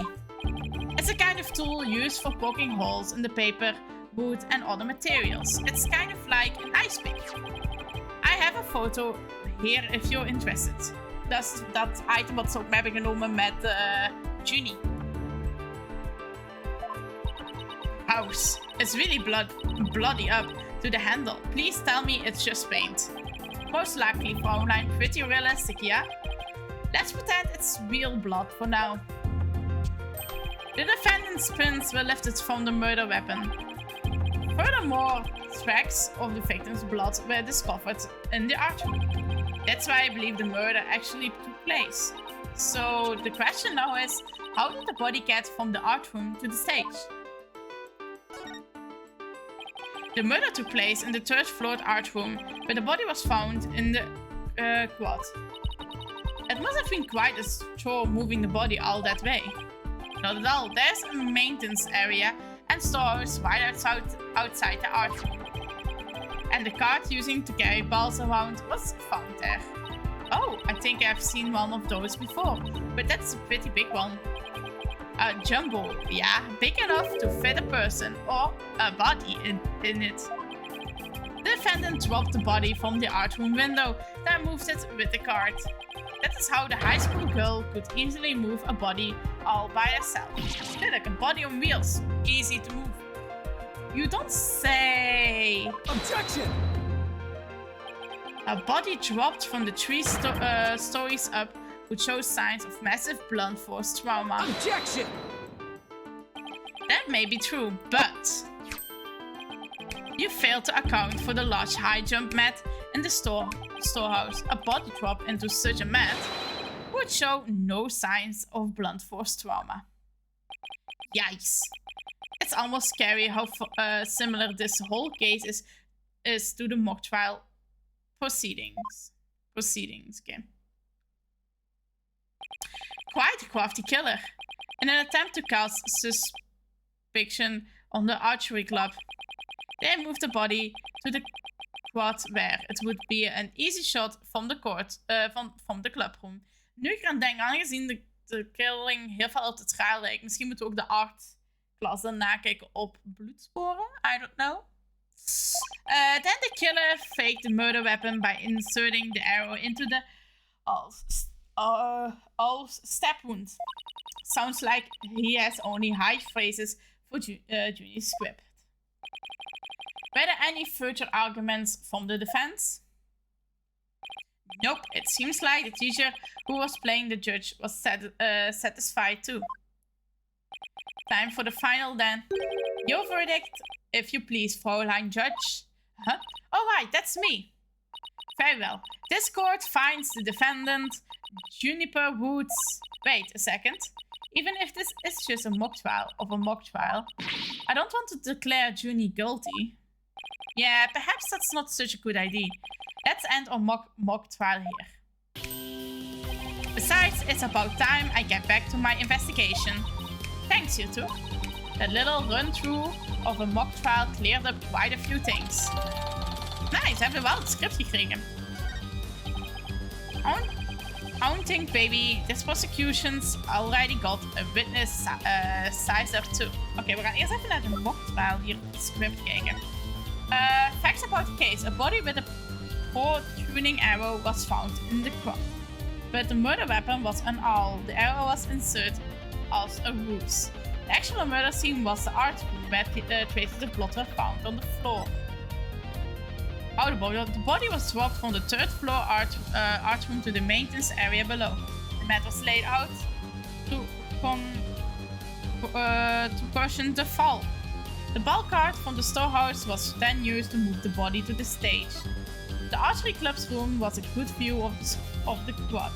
The body was moved to the quad to make it look like an archery club member had shot the victim with an arrow.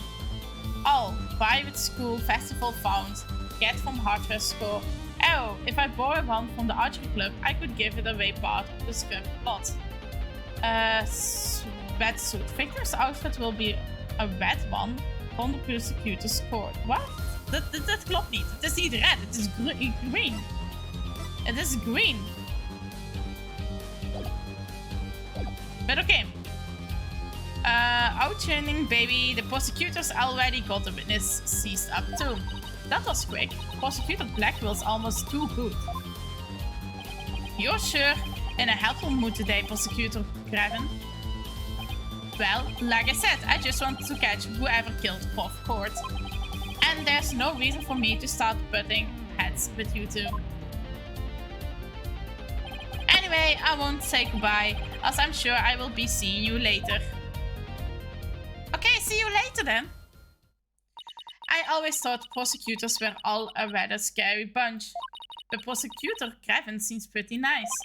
Yeah, he's not so bad as prosecutors go. So, should we get back to investigating too? We don't have nearly enough information yet. And we also have to tell Mr. Wright that we accepted Junie's case. Right. Looks like we have a work cut out for us. Okay. Let's move to the hallway. Kom hier Mr. White tegen. October the 24th. Thames Legal Academy. First floor. Hallway. Ah, Mr. White. Yeah, there he is. Oh, he's not happy. I heard they arrested your friend Juniper. Yeah, Detective Fulbright just took her in. I refuse to believe that one of our students is capable of murder. I will prove her innocent by any means necessary. The end justifies the means. What do you mean? The end justifies the means. Prof means anyway. Always say that I mean what I say by all means. Wow. Echte professor means. He means business. Here at our esteemed academy, we train our students to produce meaningful results. You believe in Juniper's innocence, do you not? Of course I do. Junie wouldn't even hurt a fly. Precisely, we have justice on our side. The only other thing we need are results. It is the height of folly to endanger your client. Sorry. By following the pursuit, all means possible. Sure, I want to prove her innocence, but I don't like the sound of that. The end of justifies the means part. Well, you are still young and idealistic. It's no wonder you fail to see the wisdom therein. There is but one thing to do now. I must personally take up Juniper's defense. You're going to take her case, Prof means? I may be a professor, but I'm still a licensed to practice law. In fact, I have even battled Prof Court in court. No kidding. So you guys were rivals or something? No, not enough the sort. She was an esteemed colleague at the academy and in court. You see, both Prof Court and I graduated from this academy at the top of our class. Wow, I bet they both used to really bring it. Now, if you would excuse me, I had best go discuss the case with Juniper.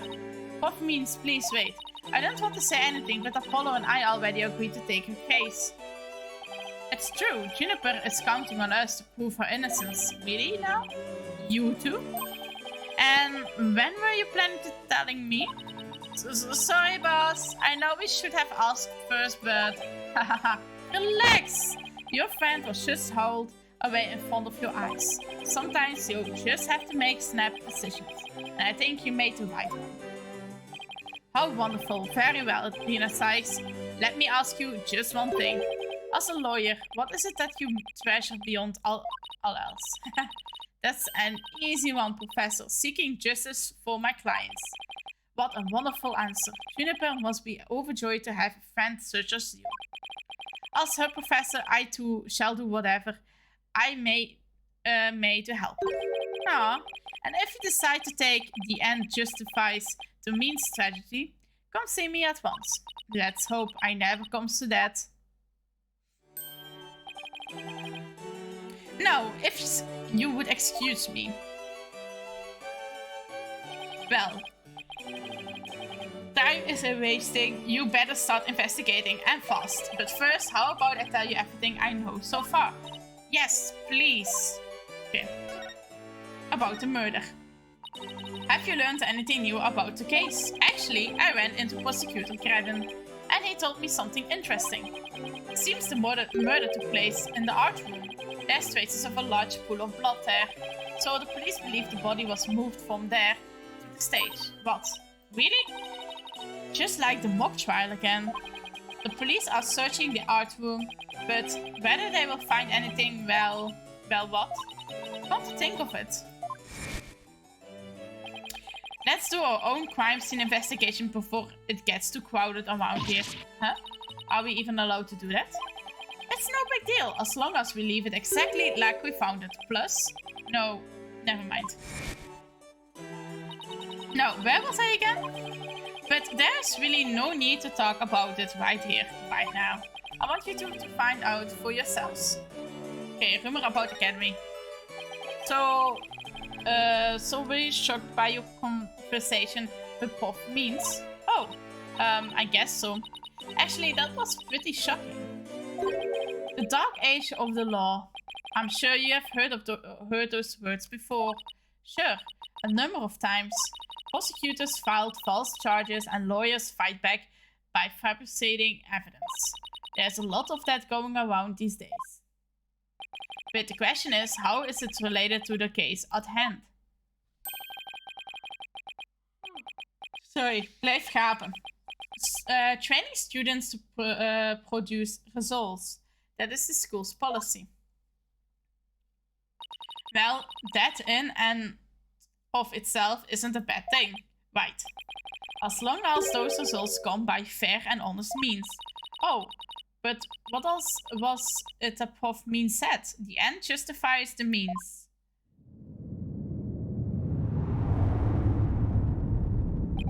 To survive the dark age of law, you must use any means necessary.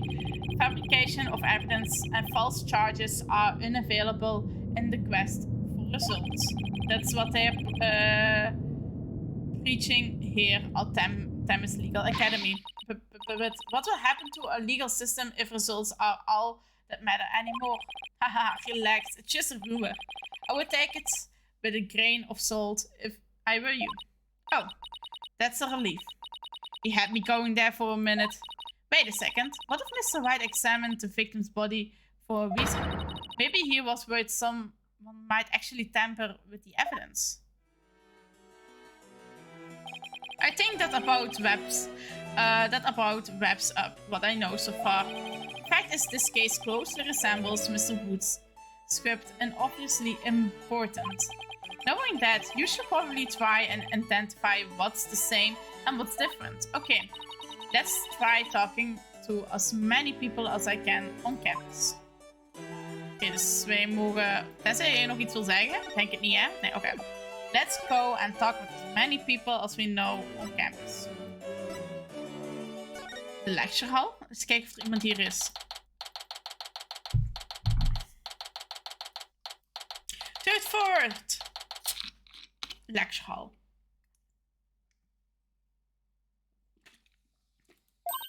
Look! There's Yuke. Hey, Yuke!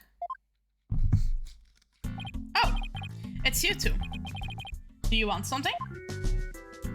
Did you find anything? You said you were going to do some investigating of your own. Nope, nothing yet. I'm afraid it's not looking very good for Juniper. You don't really think Juniper could have done something like this, do you? Only the author and the victim knew the contents of the script. Both the stage and the art room were in the exact same state as described terrain. Nobody could mimic the crime like that unless they had already read the script or wrote it. But look, Prof Means is better able to handle this than you two, so just leave it to him. There is it again. I'm picking up some discord in huge voice. Okay. Huge, would you mind telling me a little bit about yourself? okay, whatever. I'm 6 inch what? 6 foot, nee, 6 foot 1. Inches klein, 6 inches zelf, of 6 inches, wat is dit of zo? 6 foot 1 and under this uniform, I'm 100% lean muscle. My grades are outstanding and I'm the ace of the archery club, needless to say. I never missed my mark. Oh, and I'm incredible humble too. How can he even say that with a straight face?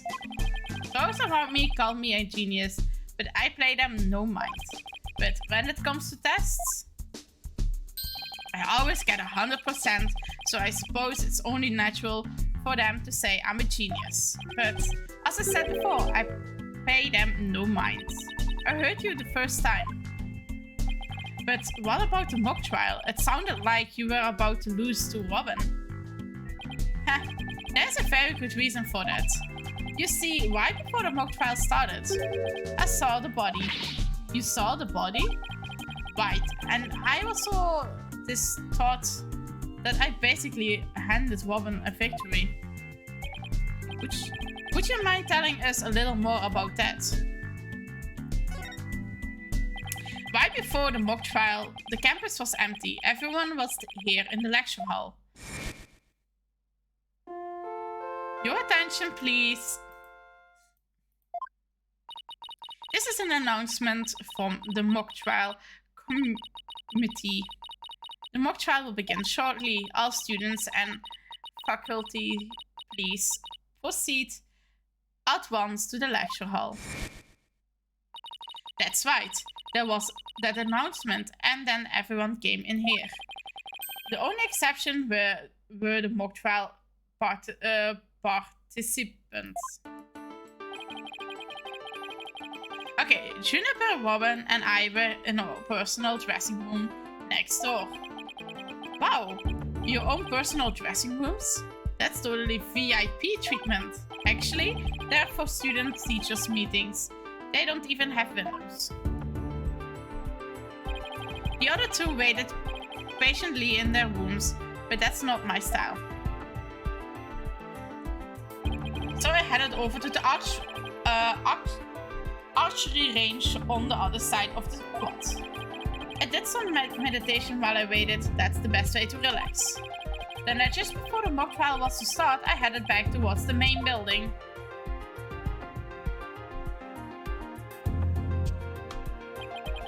As I walked across the quad, I passed in front of the stage. So that's when I saw the body. So that's when you saw the body? Sorry, was de vraagteken lezing. Right. It was quite a shock. As much as I hate to admit it, my legs were shaking. I could have easily beaten Robin if it hadn't been for that. Wait, hold it right there. You were through with the mock trial even though you had just discovered the body? Why didn't you tell anyone? I mean, we're talking about someone getting killed here. I think I know why. Was it because of this? Ah, where would you get that from? So this article in the Thames Herald is true. The winner of the mock trial would get to make his confession to Junie. Right, but if I reported the body, I would find the whole thing be called off. He really wanted to win that bad? Bad enough to ignore a dead body? Sorry, but that's not normal. Or could their love for June really be that strong? Thanks for sharing that important piece of information with us. It may prove useful at tomorrow's trial. Good, because that's all I have to say about the matter. Thanks. And don't worry, we will prove Juniper's innocence. You will see. I can't say you to inspire much confidence. Okay, Athena, what's next? What's next is... we gaan nog wat rondkijken. De andere locaties natuurlijk. De outdoor stage hebben we nu verder kunnen kijken. Eens kijken of er iemand is hier. De outdoor stage.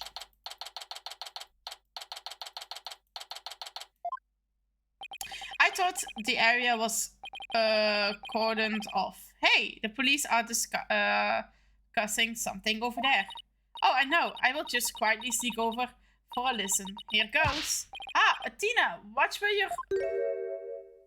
Hands off, huh? Eek! The side up. Ouch! Who put this stupid box here? Wait. Eek?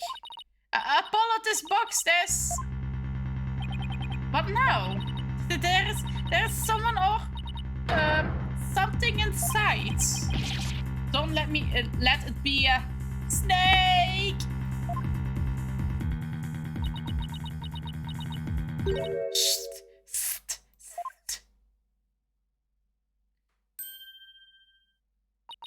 You morons just blew my cover. What the... There really is someone inside. Shh. There's someone is me. Miriam Scuttlebutt. Scuttlebutt? Serieus? Scuttlebutt? Oh... Ik heb nare memories van Scuttlebutt, van het lied Scuttlebutt van The Little Mermaid. Sorry, maar dat was het slechtste lied ever. Scuttlebutt song. I'm a senior in the judge course. What's with the box? Shh. It's the fate of we who lived in the shadows. There's a very good reason why none may see my face by the light of day. Wait, if you're taking the judge course, did you write a mock trial script too? Shh. You really want to see my script that bad? Well, you better watch out. Read it without my permission and you will wish you hadn't. Who cares? I'm sure I was rejected for a good reason. It was rejected for a good reason. Okay, who's Scuttlebutt? Oh, so you're studying to be a judge too. You must be classmates with Juniper. Are you a friend of hers? Juniper? Shh. Sure, she was my friend. That is why I'm gathering info. Now, tell me all you know. You know, for tomorrow's trial. For tomorrow's trial? What are you talking about? Shh. I'm going to take the stand naturally. So the witness for the prosecution is some weirdo in a cardboard box. This disguise is how I get my scoops. But you're right, it's mean. So tell me everything you know for Juniper's sake. Wait a second. Miriam, repeat what you just said. A lawyer with brains as bad as his ears. Poor Juniper. I'm taking the stand tomorrow. Tell me everything you know for Juniper's sake. Clear enough for you this time? Ooh, she's lying. I thought so. Athena and my bracelets reacting. Really? That means a lie already? That was quickly. Okay.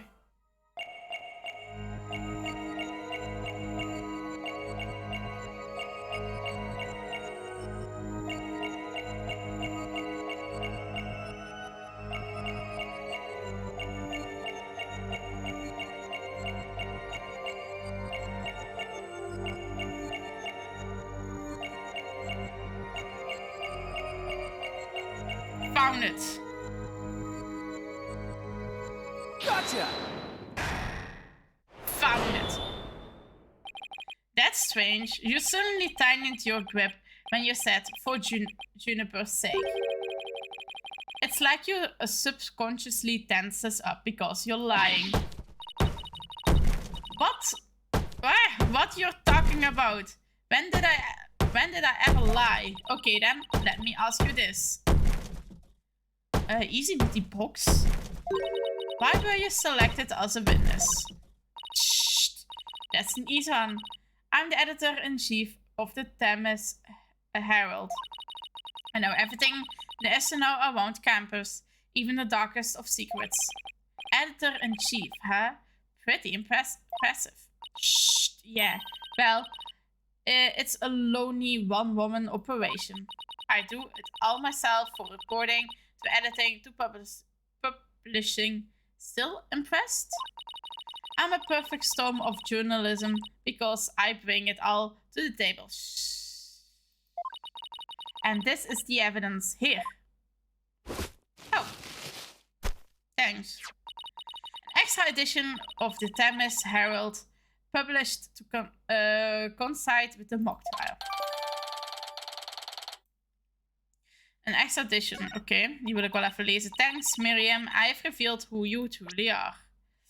Eens kijken naar de extra... Objection. Wat is dat geel? Een unceremonious cancellation. Okay. As someone who has never had Junie's best interest in mind, what? Are you questioning our friendship?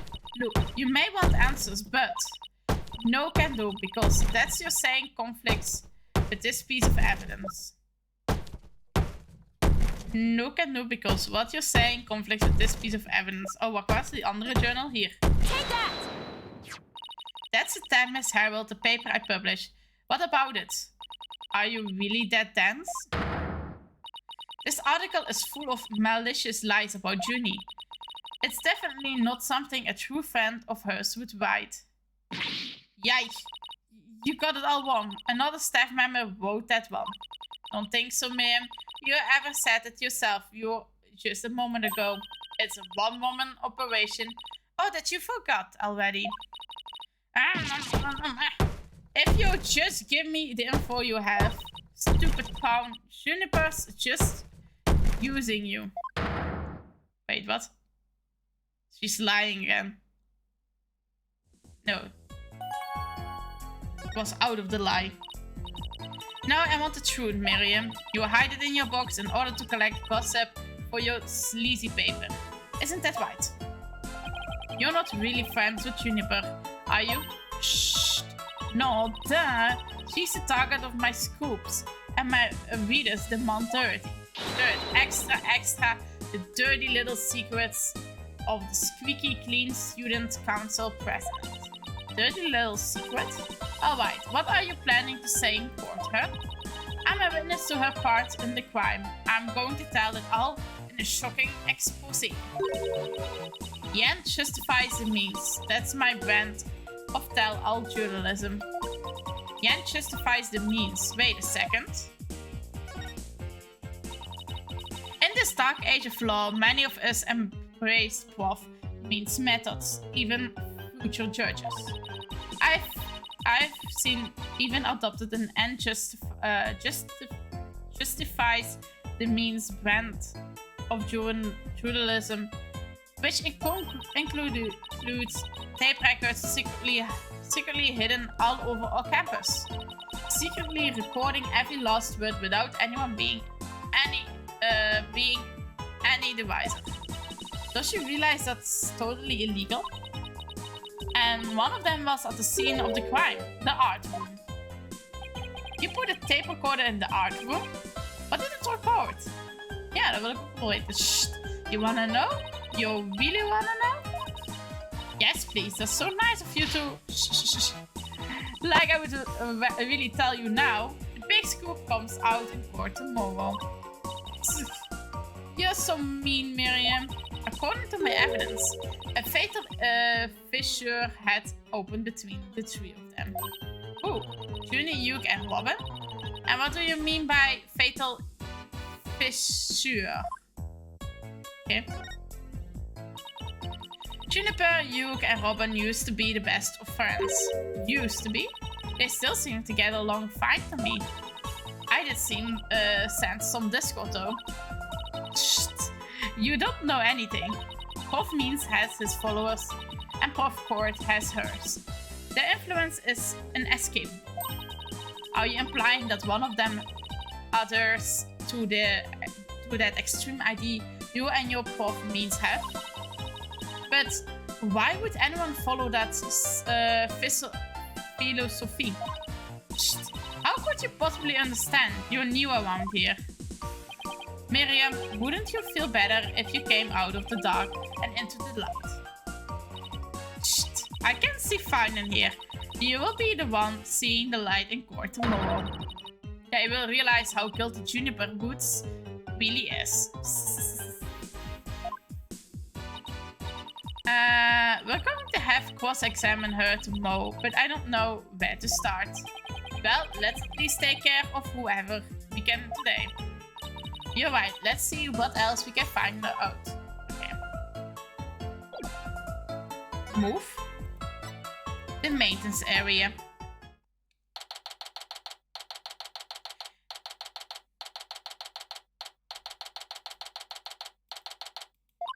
So this is the maintenance area. Let's see. During the mock trial, Prosecutor Grevin said that the out room is right above here. On the 3rd floor. And that the body was dropped from there into the high jump mat from the storehouse. Right, and then he claimed that the body was transported to the stage in the ball cart. And then there's someone else here. Hey, it's Robin. Bah, you scared the crap out of me. Yikes. Right back at you. So what are you doing out here? I'm working out so that I can become strong enough to save Juniper. But I'm so worked up. My training brace is almost breaking at the seams. Oh right, the girl you like got arrested. So you're psyching yourself up to rescue her. Yes, because I'm the manliest of manly men. That's why I work out with my manly brace. Except that I hear some discord in that manliest of men's voice of yours. I don't mean to be rude, but can't you talk without shouting? Sorry, I will try not to shout so much. If at all possible, that is. Which is not at all possible by the sounds of it. So do you mind if I ask you some questions? Junie's lawyer. No problem, ask away. Keep them coming, man.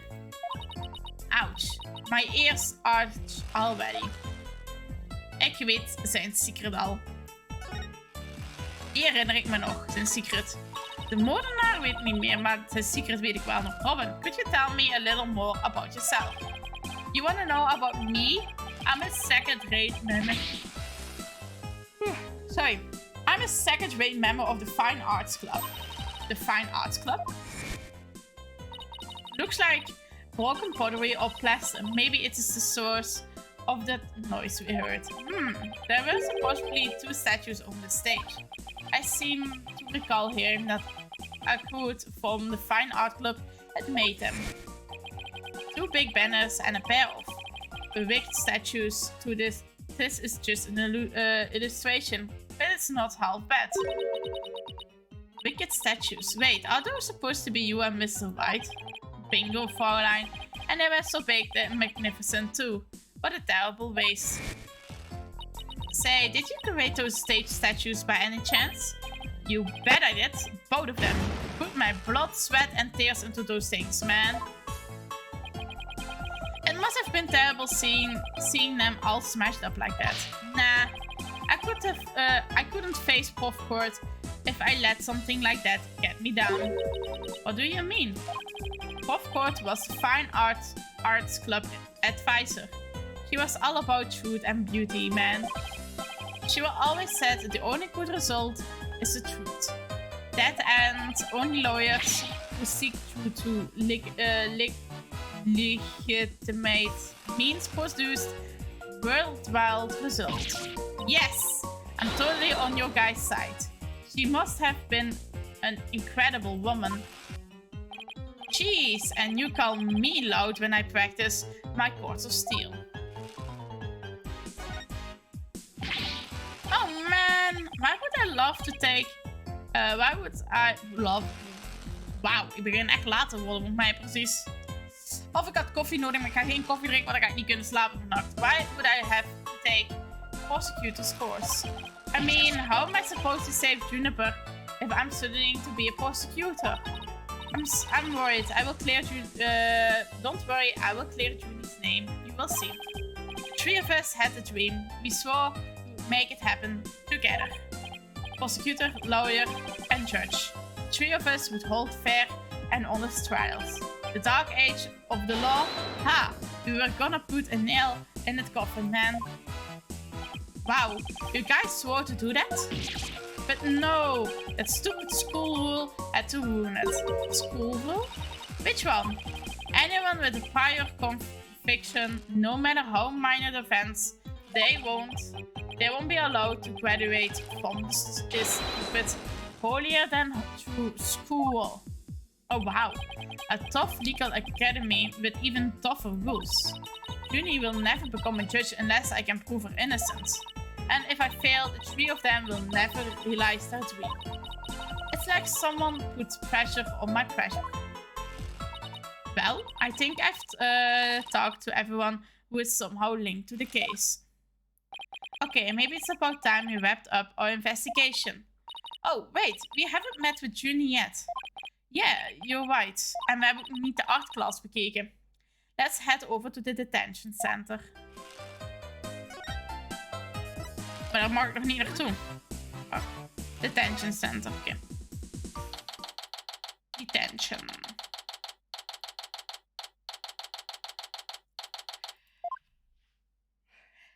Hey, Judy. It's Tina. Thank you so much for coming. She called me Tina, like she used to. Maybe she's finally letting her guard down. Okay, the script. Judy, the crime's unfolding exactly like your script. Any idea what's going on here? Wanted to make it fair, so the script was kept secret until the day of the mock trial. And the only people who knew the details were Prof Court and I. What we haven't heard already so far. However, yes, what is it, Junie? Well, there was this one article in the school paper. You mean this one? It's more like a tabloid piece of news. Oh, sorry, tabloid piece than a newspaper article, if you ask me. I've been worried that the trial would wreck the friendship between Robin, Hugh, and me. She wants to stay friends, but both of the guys are hoping to take it to the next level. Oh, the passion of high school drama. Wish I could have experienced it. And I know I shouldn't have, but I reversed the script to favor the prosecution.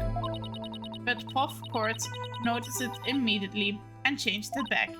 So if Robin had won, Hugh wouldn't have been able to confess his love to June. That would have kept the trio's relationship the same. Never knew Junie could be so devious. Sorry, I guess my personal problems probably won't be of any help in court, huh?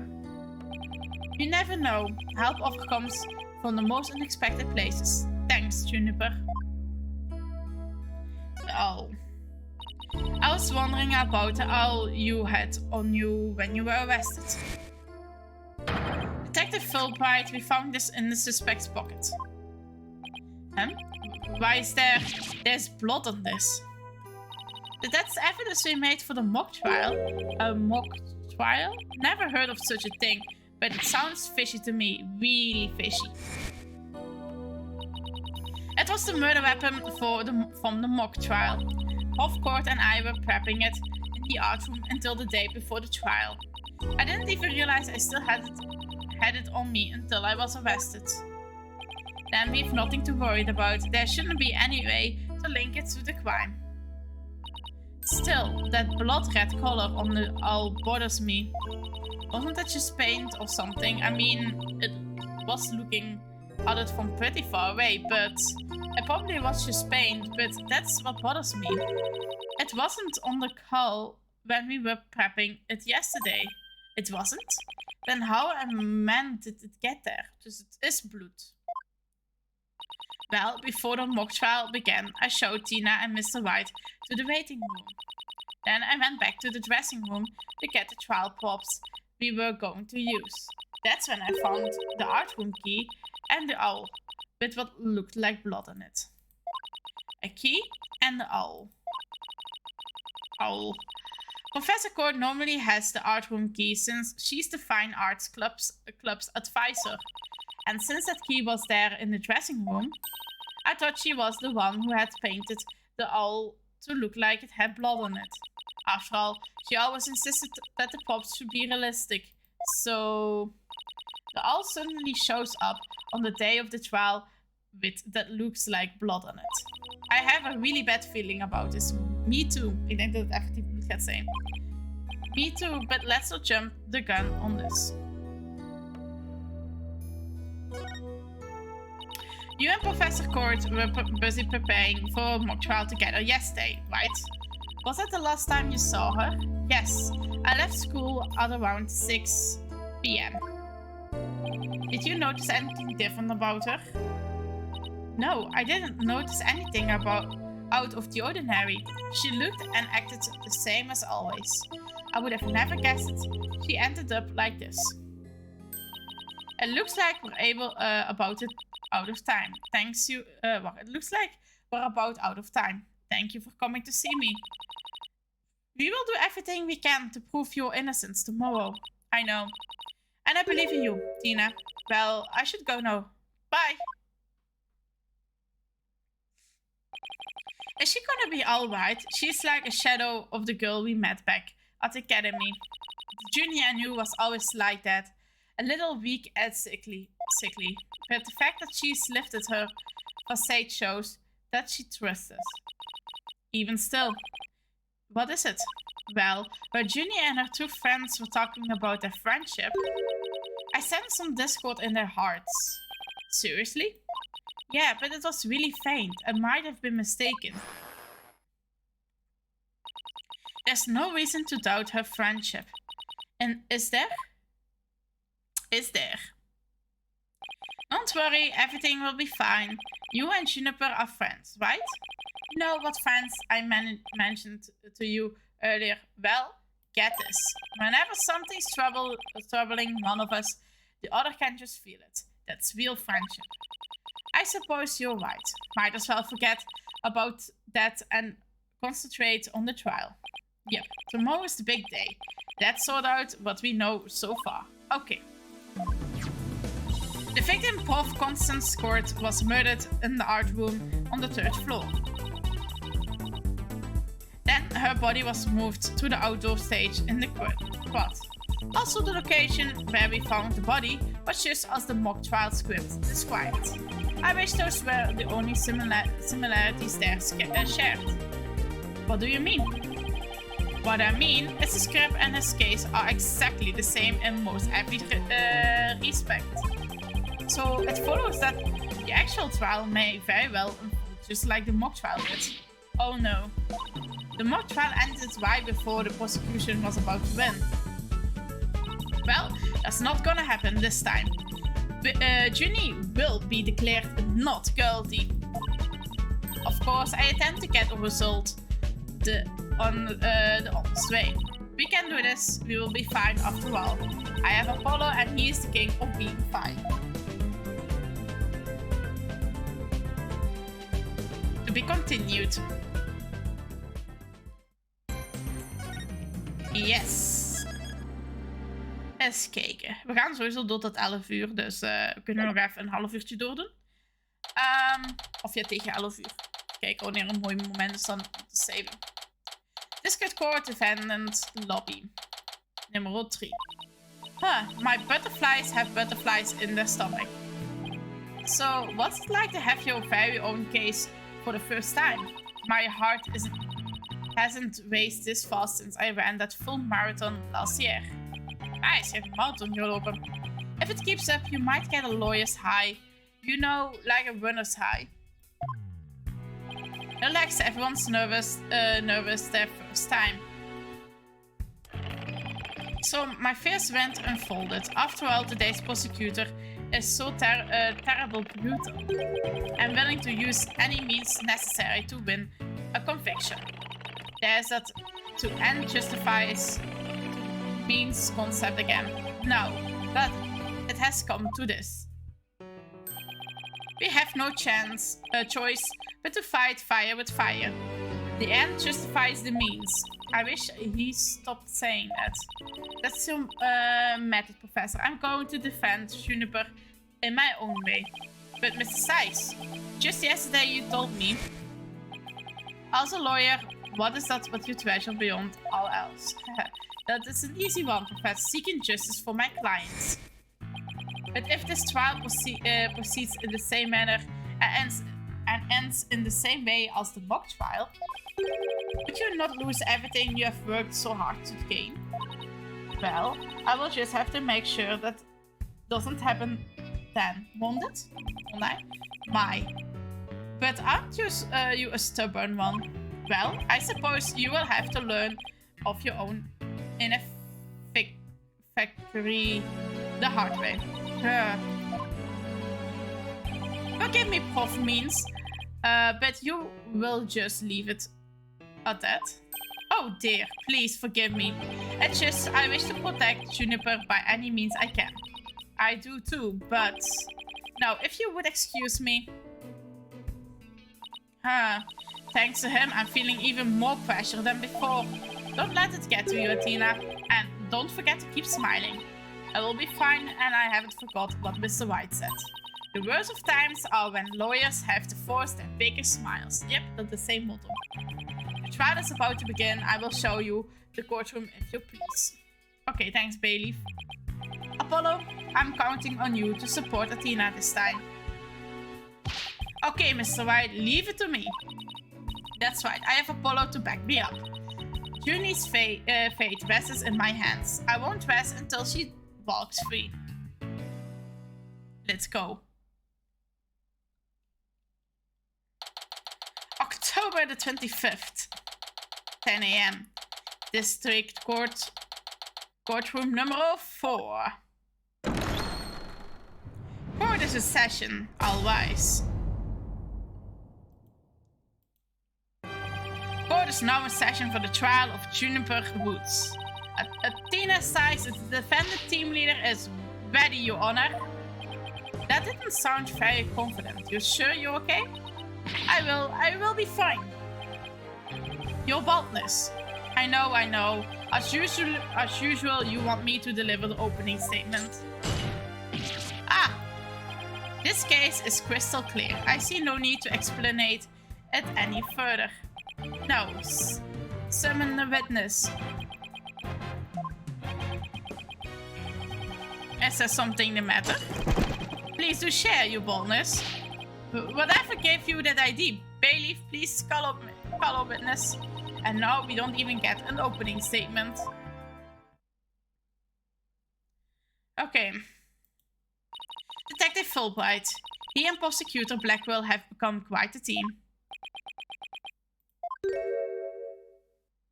Oh, right. The case brief. Leave it to me. Yes. Let the detective in charge, everyone's favorite friend of justice, explain. What was that just now? It's just like he and Blackwell are totally in sync. Well, I don't think they're capable of mind melding, if that's what you're thinking. Alright, Detective Fulbright, would you please explain the case to the court? Court's body was discovered on October the 24th of approximately 2:30 p.m. She was murdered with this all I have here. The victim's blood and the defendant's prints were on both discovered on it. Okay, dus the blood is on there. Oké. Wel, dat is ook handig om te deliveren. Thanks voor de autopsy report. Time it between 6 and 8 p.m. Because of that blood loss from a deep stab side. Court's autopsy report added to the courtroom. Oh, that bird can deliver evidence too. Blackwell has trained him well. Maybe Blackwell should train it not to mess up people's hair while he's at it. Moving right along. The body was discovered on the outdoor stage, although no blood was found there. However, we detected traces of a massive amount of blood in the third floor art room. In short, the murder took place in the art room. So then the body had been moved from the art room to the stage. Precisely. And there is one more piece of irrefutable evidence. A recording made by the tape recorder that a school paper reporter hid in the art room. It captured the female voice screaming, "You're a gunner." What's this? You have such a recording? Must be from that tape recorder Miriam mentioned. but why is this the first we have heard of a death threat at the moment of the murder? Shh, silence, please. I would like to play the tape for you all now.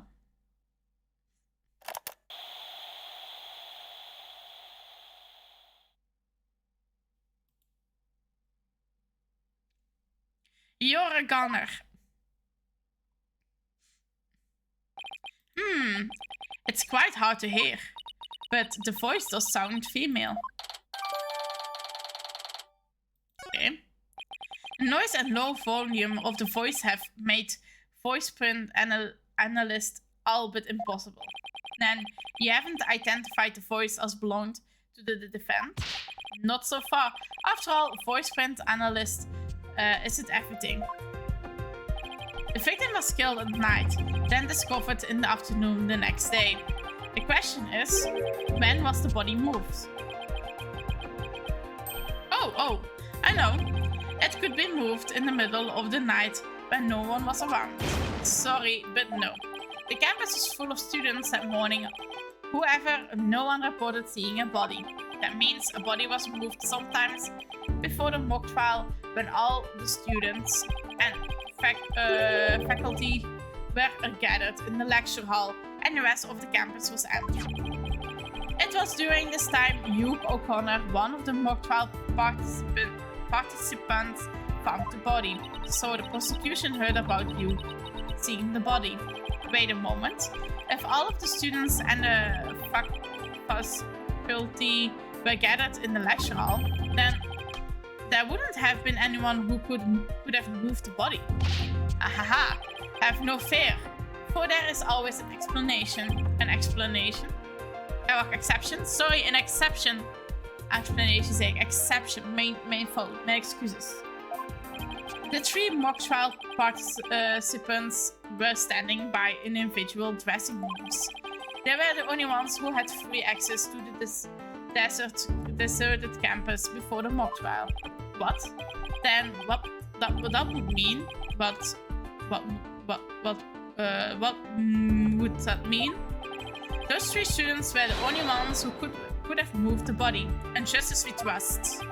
I don't like where this is headed, Tina. Me neither.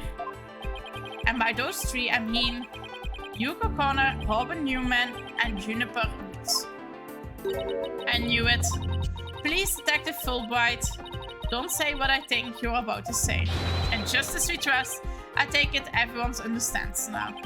The voice believed to be that of the murderer was female, and out of the three people who could have moved the body, just one is a girl. That leaves the defendant Juniper Woods as the only possibility. No! Impressive. He has you out the ropes even before any cross-examinations. You could at least pretend to be upset for me. A splendid job, Fulbright. That could not be any clearer. Feel free to anticipate a salary raise next month. Nice. Hahaha, I don't do this for the money. It's all about justice. Justice we trust. Not only a half it, but a perennial stick in the mud you are. I guess neither the carrot nor the stick works on Detective Fulbright. Would Bailey please bring our next witness to the stand? Yes. Ik wil dingen breken. Oh, dat is de doos. Waarom is die nog altijd aan een doos? Kom op, ga uit die doos. So, first witness. It's a cardboard box. Yep. Het is gewoon een box. Ah!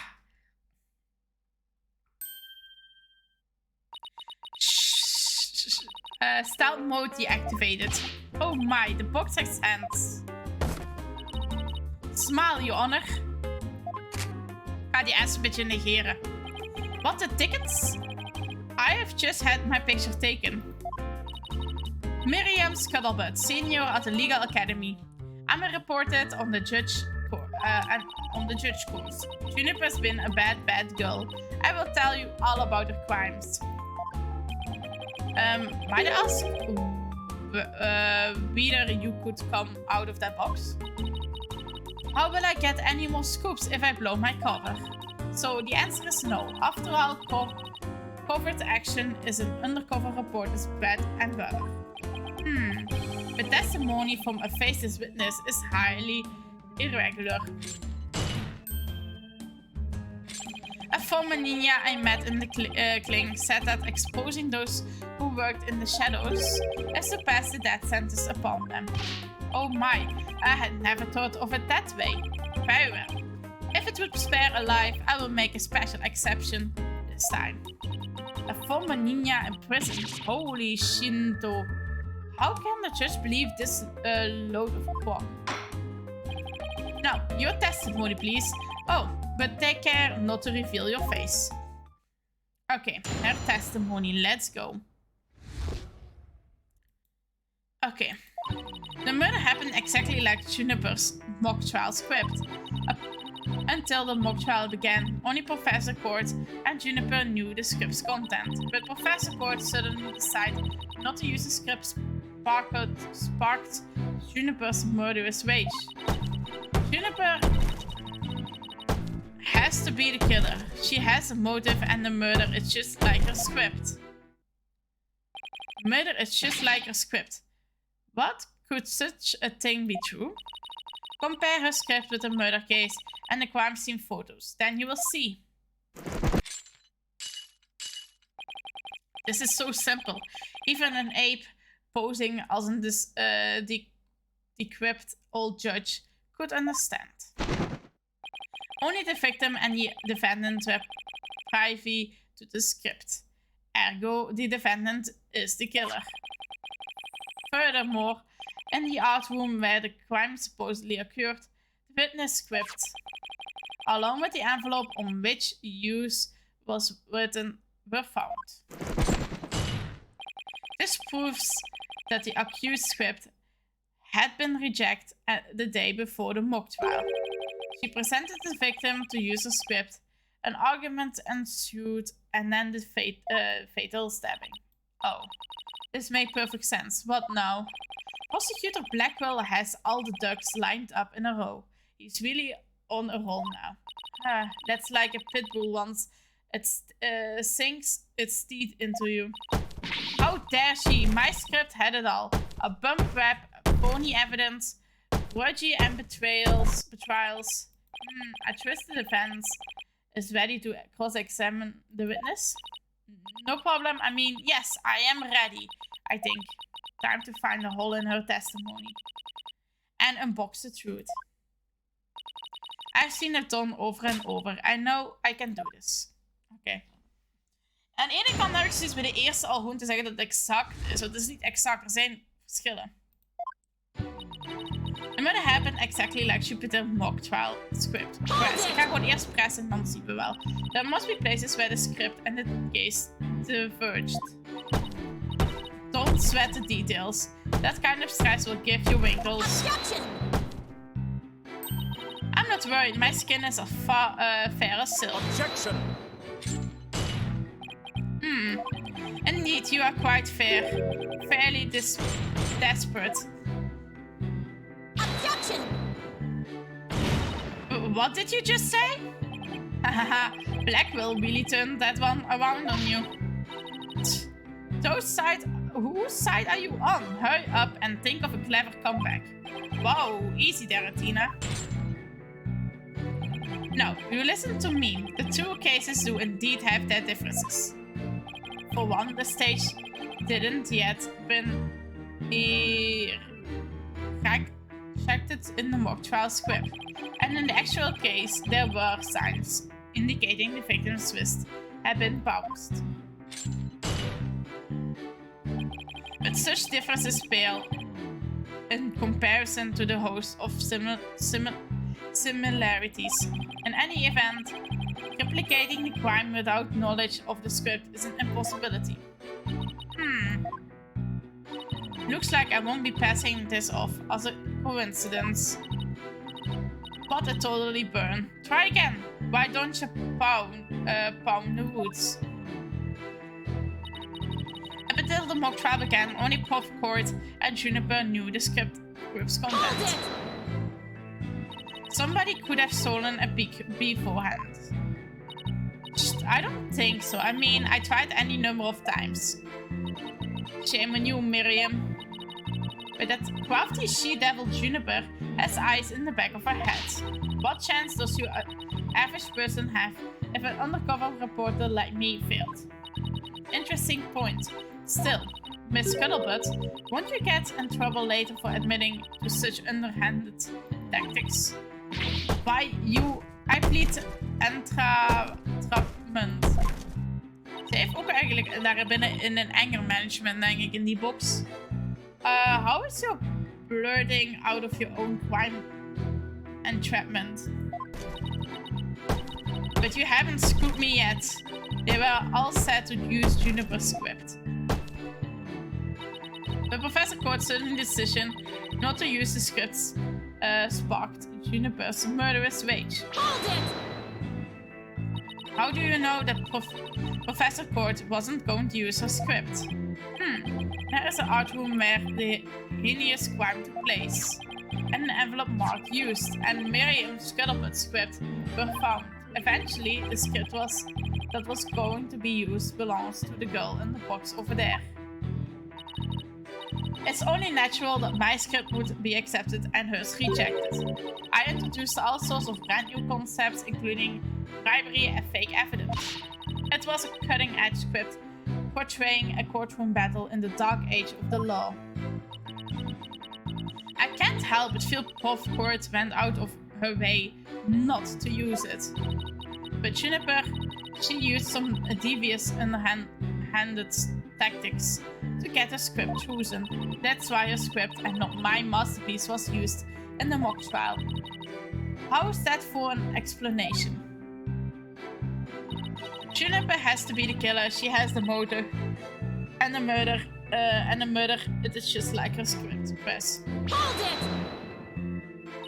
Anyone who saw the mock trial could have recreated the crime. After they saw the mock trial, they could have easily targeted the body, just like the script. Objection!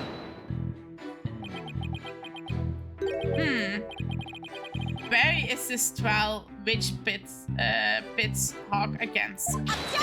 Canary? What did you just say? Hahaha, he is so wary, he should try humping less. I bet that saves some energy. This is no time for jokes, Apollo. He just called me a canary. Don't let me get to you. At least canaries pick up on things quickly, just like you. I shan't repeat myself, so listen carefully. Sykes, don't know. Huge O'Connor discovered the body before the mock trial even began. How could one stage the body as it is in the script before anyone else its contents? Ah, that's right. Do we even fathom the intricacies that go into staging a crime scene? No, I think not. You have the rudimentary mind of an elementary school child. Elementary school? Reporter's testimony throws attorney Athena Sykes for loop. The perfect caption. How marvelous. A photo in the newspaper is just the thing to boost your brand. In a school paper. Seriously? I believe you have presented the witness more than enough, Miss Sykes. Okay. Now, do you see how clear-cut my case is? Take it now, and it is that fair, this desperate mind of yours. Etch it deep so you may never forget. No. No! Even my arguments get thrown back at my face.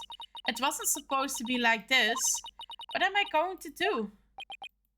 Athena, you should just about have all the answers you have been looking for now. Huh? Think about it this way. If the killer knew the details of the mock trial, would they really commit a crime in the exact same way?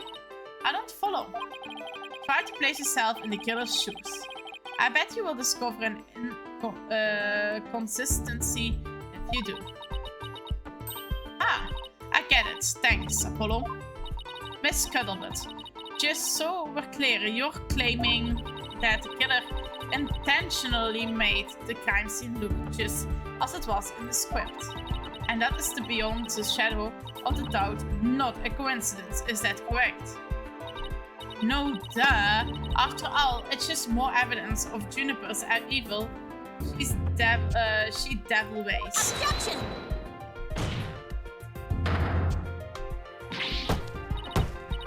What I say? What would I say? What would I say? What would I say? Our client made the crime scene look just like the script. Something known only to her. What would be not just foolhardy, but completely irrational? What do you mean? Yes, Miss Sykes, please tell this court what you mean by irrational. How would it make any sense for Juniper to mimic her own script on purpose because it would make me leaking the script? Make her the culprit. Make her the culprit. The murder scene was the same as it was in the mock trial script. That's in and of itself so irrational. What's wrong with them being the same? Yes, Miss Sykes, can you explain what you mean? Okay, let's say for argument's sake, that Miss Woods is the killer. If so, then, what reason would she have to intentionally make this actual murder mimic her own script? That's easily. She was admitting that she was the... That's right. If she had really done that, it would have been like proclaiming to the world that she was the killer.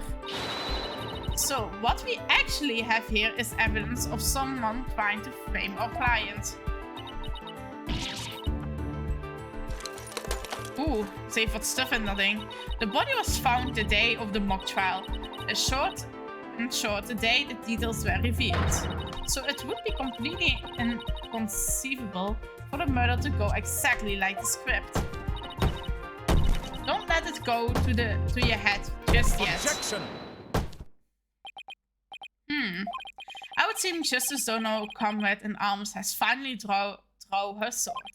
However, the blade is dull, and it shall remain so until you master its use. Enough with the stupid sword metaphors already. There is a perfectly good reason for the inconsistency of which you speak. Reason? What reason? Mr. Spell out everything. You are what people today call high maintenance.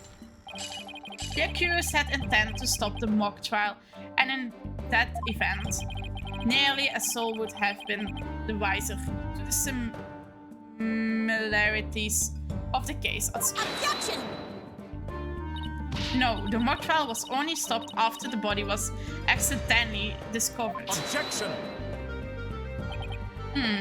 Our witness here had also discovered the body. In fact, she was led to a dearly departed professor by the accused herself. What? Miss Cuthbert saw the body too? Precisely. And with the discovery of the body, the mock trial ought to have been cancelled. Wait, so we didn't call the police? Nope. I kept it a secret for my big school. You can't do that. I made her pay long and hard penance for her sin. Did I not, my little box top? Compared to the work of a war correspondent, the sheer terror of that was.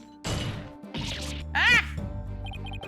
Jeez, I wonder what the twisted samurai did to her. Block off all her holes in her box and spin her like a top-wheel detective full bite crackled in daylight. The light? That sounds more nose-eating than scary. Enough jabbering. Witness, continue your testimony. Sure, Mr. Samurai. I'm ready to finish off that she-devil. Okay. And I will defend the she-devil. Okay. What did you see? I snuck into Juniper's dressing room while everyone was in the lecture hall. Juniper had changed into her stage costume. I asked her, what are you doing? Then suddenly she fled into the hallway as if she wanted me to follow her. I followed her all the way to Puffcourt's body. She led me right to it. And positively it was Juniper because she was wearing the costume that she had made. Hold it! Why did you withdraw such key testimony? What's that supposed to mean? Athena, you haven't even started your cross-examination. I know, but her testimony points to her as being a potential suspect. Well, I don't think Prosecutor Blackwell is. No, wait. I bet he's already true of that. The witness left the lecture hall to sneak into Mr. Wood's room before the mock trial.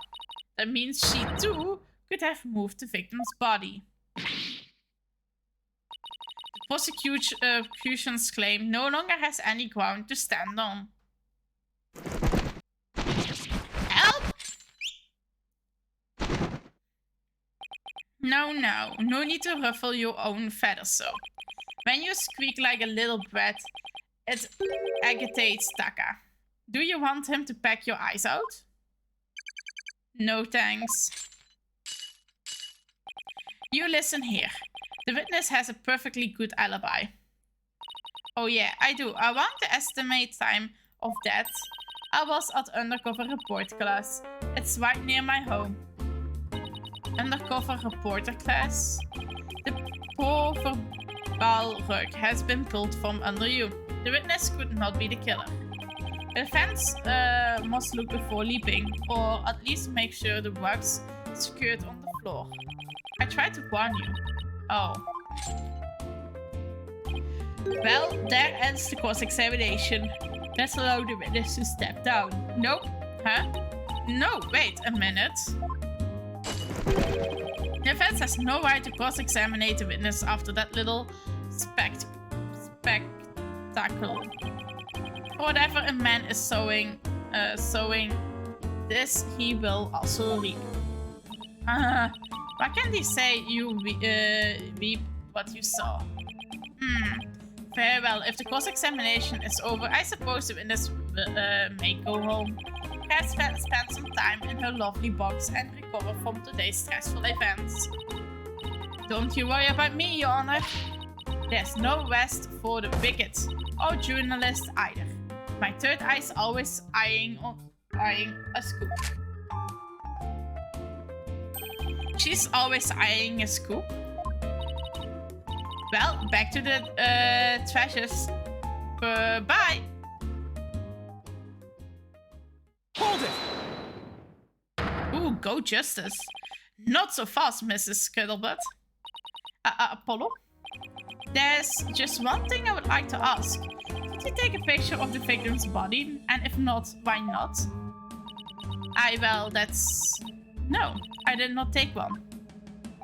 Well, that's strange. Why wouldn't you take a picture if you're always eyeing a scoop? Ooh. Ooh, dat is een goeie. Did you or didn't you really see the victim's body? It's not like I actually saw it, but what the devil? Did you hear that, Your Honor? The witness didn't actually see the body. That completely overturns the prosecution's claim that the witness was led to it. Justice Dono, you dare bear steel at me again?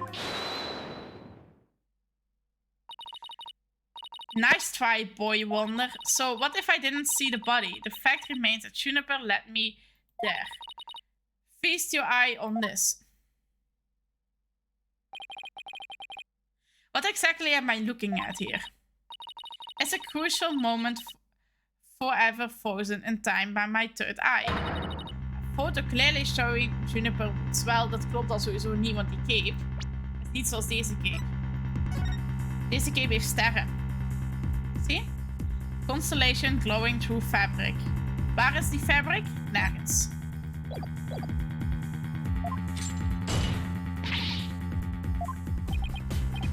Why did you not tell me of this? Oeh, zij is zo te happy erin, maar ook in te gevarenzone. It's a shocking scoop. I was saving for just the right moment. And that would be now, right here in court. Surprise! Oeh, he's getting mad.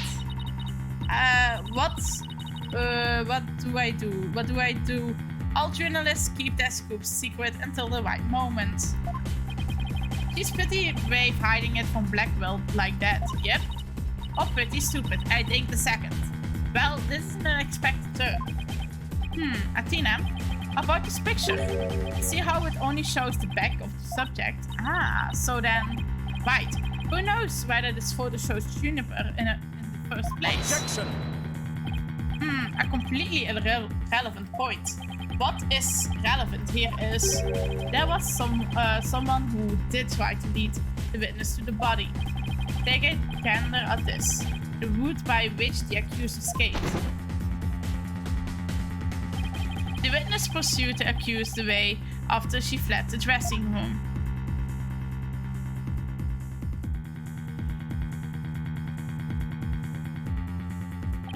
The accused descended to the first floor and exited the square. The quad. Now what? Gordon Schenton. Nee, heb ik weer heel veel. Ja. En dat omhoog duwen om aan mijn neus te krabben, heb ik de hele tegen mijn wenkbrauwen geduwd de hele tijd. Dan heb ik weer lekkere, vettige wenkbrauwprins op mijn bril. Hele vettige wenkbrauwprins nu. Then I tripped and fell. Caught my knee on my own box. Ik wilde nazien, anders geloof ik er niks van. She stayed under her box even while running after someone. Sounds difficult. Recall that the body was already there before Hugh O'Connor had already seen it. She was trying to show someone the body because she wanted to stop the mock trial.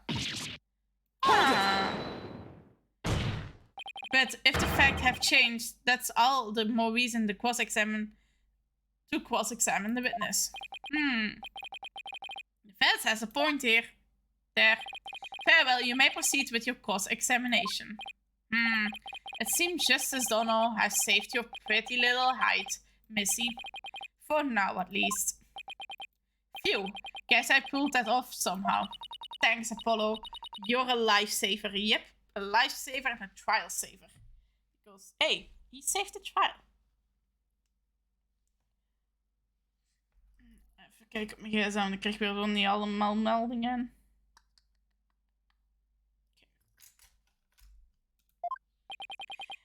Incidentally, my compliments to the witness for her very fine box. It's primo cardboard,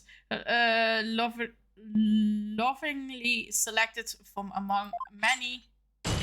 Oeh, nog even en die shackles zijn weer barsten. Hè. Tell another lie or hide another fact from me. And I shall put it to the torch. Oeh, nice. I wanna see that, please. Anything but that. Zeker de fik in, jong. Gewoon fik zo in. I think it would be more eco-friendly to recycle it, but that's just me. Alright, Mr. Sykes. You may cross-examine the witness. Okay. Let's go. Let's push forward. I snuck into Juniper's dressing room while everyone was in the lecture hall press. You said you snuck in, but why would you do something like that? Because if I got a big scoop on Juniper, club membership would go through the roof. Right now, the newspaper club only has one member, me. The club's history once I'm gone. So the Thames Herald's brand recognition is a matter of life and death. A means may be questionable, but a motive is surprisingly sound. Extra, students seeking the thrills and chills of expose journalism report to the court club. This has been a paid advertisement. Anyway, where was I? Never took Miriam for such a go-getter. Oh, het is ook al 11 uur. Weet je wat, ik aan de trial. Hier bij 7. En ik heb ook gezegd, ik ga maar tot 11 uur door. Ik moet morgen weer werken. Ik heb morgen speciale uurtjes werken. Moet ik iets vroeger vertrekken. Dus, wij gaan hier kijken. Kijk, gaat hij hier openen of daarachter openen? We gaan kijken wie we gaan raiden. En daarna gaan we de case van onze boxhead breken. Oh, ik druk op kanaal raiden al. Weer ik kan zien wie eigenlijk live is. Dus kijken wie live is. Eens kijken. Wij hebben in de aanbod Noxie, Hero en Fnatic.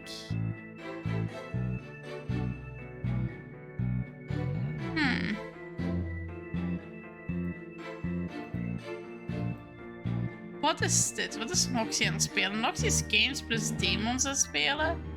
Hero is Final Fantasy aan het... We gaan naar Noxie. Noxie heb ik graag. Noxie respecteer ik heel graag altijd. Dus Noxie is like a house flipper, but voor restaurants. Restaurant renovation is hij. Let's try something new is. Restaurant renovation. Laat me eraan denken dat ik house flipper VR even moet dadelijk. Want die staat nu in de korting. Mensen die het willen kopen. Dus ik ga je naar Nox doorsturen. Nox, ben je of doen. Mensen die hem niet kennen, geven hem een follow. Hij is wel Engels, maar ik respecteer hem heel erg als een streamer. Hij is echt een medestreamer voor mij. Echt gewoon een belangrijke persoonlijk worden weer voor mij ook zo. Geef hem een follow, echt waar. Hij is echt een top guy. Ik zie jullie hopelijk morgen terug. Ja, dag! Hey spookje en dag spookje en bedankt hè. Ja, jij ook bedankt hè, voor het lurken. Hoe is die spookje nog? Nee, maar ik kan jullie daar nog eens doorgooien. Komt goed, komt goed. Hoe is die spookje? You're welcome. Ah. En jij bent ook heel speciaal, spookje. Ik vind jou echt heel speciaal. Jij bent ook... het is nog eens een speciale streamer voor mij, maar jij bent een speciale kijker voor mij. Dat weet je, hè? Safakes, lekker. Jakkie. Dat jij speciaal zit voor mij. Kijk, ik heb dat niet voor niks het spookje emoji gemaakt. Dat is speciaal toen voor u, hè? Ik bedoel, waar is dat spookding? Hier is het spookding. Boom. Heb ik geen emoji wall in mijn... Jawel, waarom is mijn emoji wall niet aan het werken? Ik haat speciaal. Dan heb je pech. En pech, jongens. Dat is speciaal. Nee, maar morgen als ik live ga ik waarschijnlijk World of Warcraft doen. Want ik had eigenlijk vandaag ook wel zin in World of Warcraft. Dus morgen gaan we World of Warcraft doen. En dan waarschijnlijk... Als het zaterdag is... Nee, het gaat waarschijnlijk zondag worden. Want zaterdag weet ik niet of ik live ga zijn. Moest ik zaterdag energie hebben, dan kunnen we nog live gaan met deze games of niet. Dan niet. Maar waarschijnlijk ga ik zaterdag gewoon een chill avond houden. Want het is een lange werkdag op zaterdag. Wie weet. Misschien toch nog een livestream. Ligt aan hoe de energie is. Zondag heb ik vrij. Dus dan gaat het sowieso proberen we ook te streamen. En dat is de weekplanning momenteel. Maar morgen gaan we zo World of Warcraft doen. Ik wil sowieso World of Warcraft Classic verder doen. Want ik wil mijn Drood max level hebben al eer Cataclysme uitkomt. Ik wil het gewoon op max level hebben. Het is een beetje een moeilijkere plaats weer om te killen, te questen. Maar ik wil die max level hebben. Ga ik doen. Hierbij zeggende ga ik jullie nu naar Nox gooien. Good night, sleep tight. Hopelijk zie ik jullie allemaal volgende keer nog eens terug. En night night. Don't let the bed bugs bite. Veel plezier bij Noxie.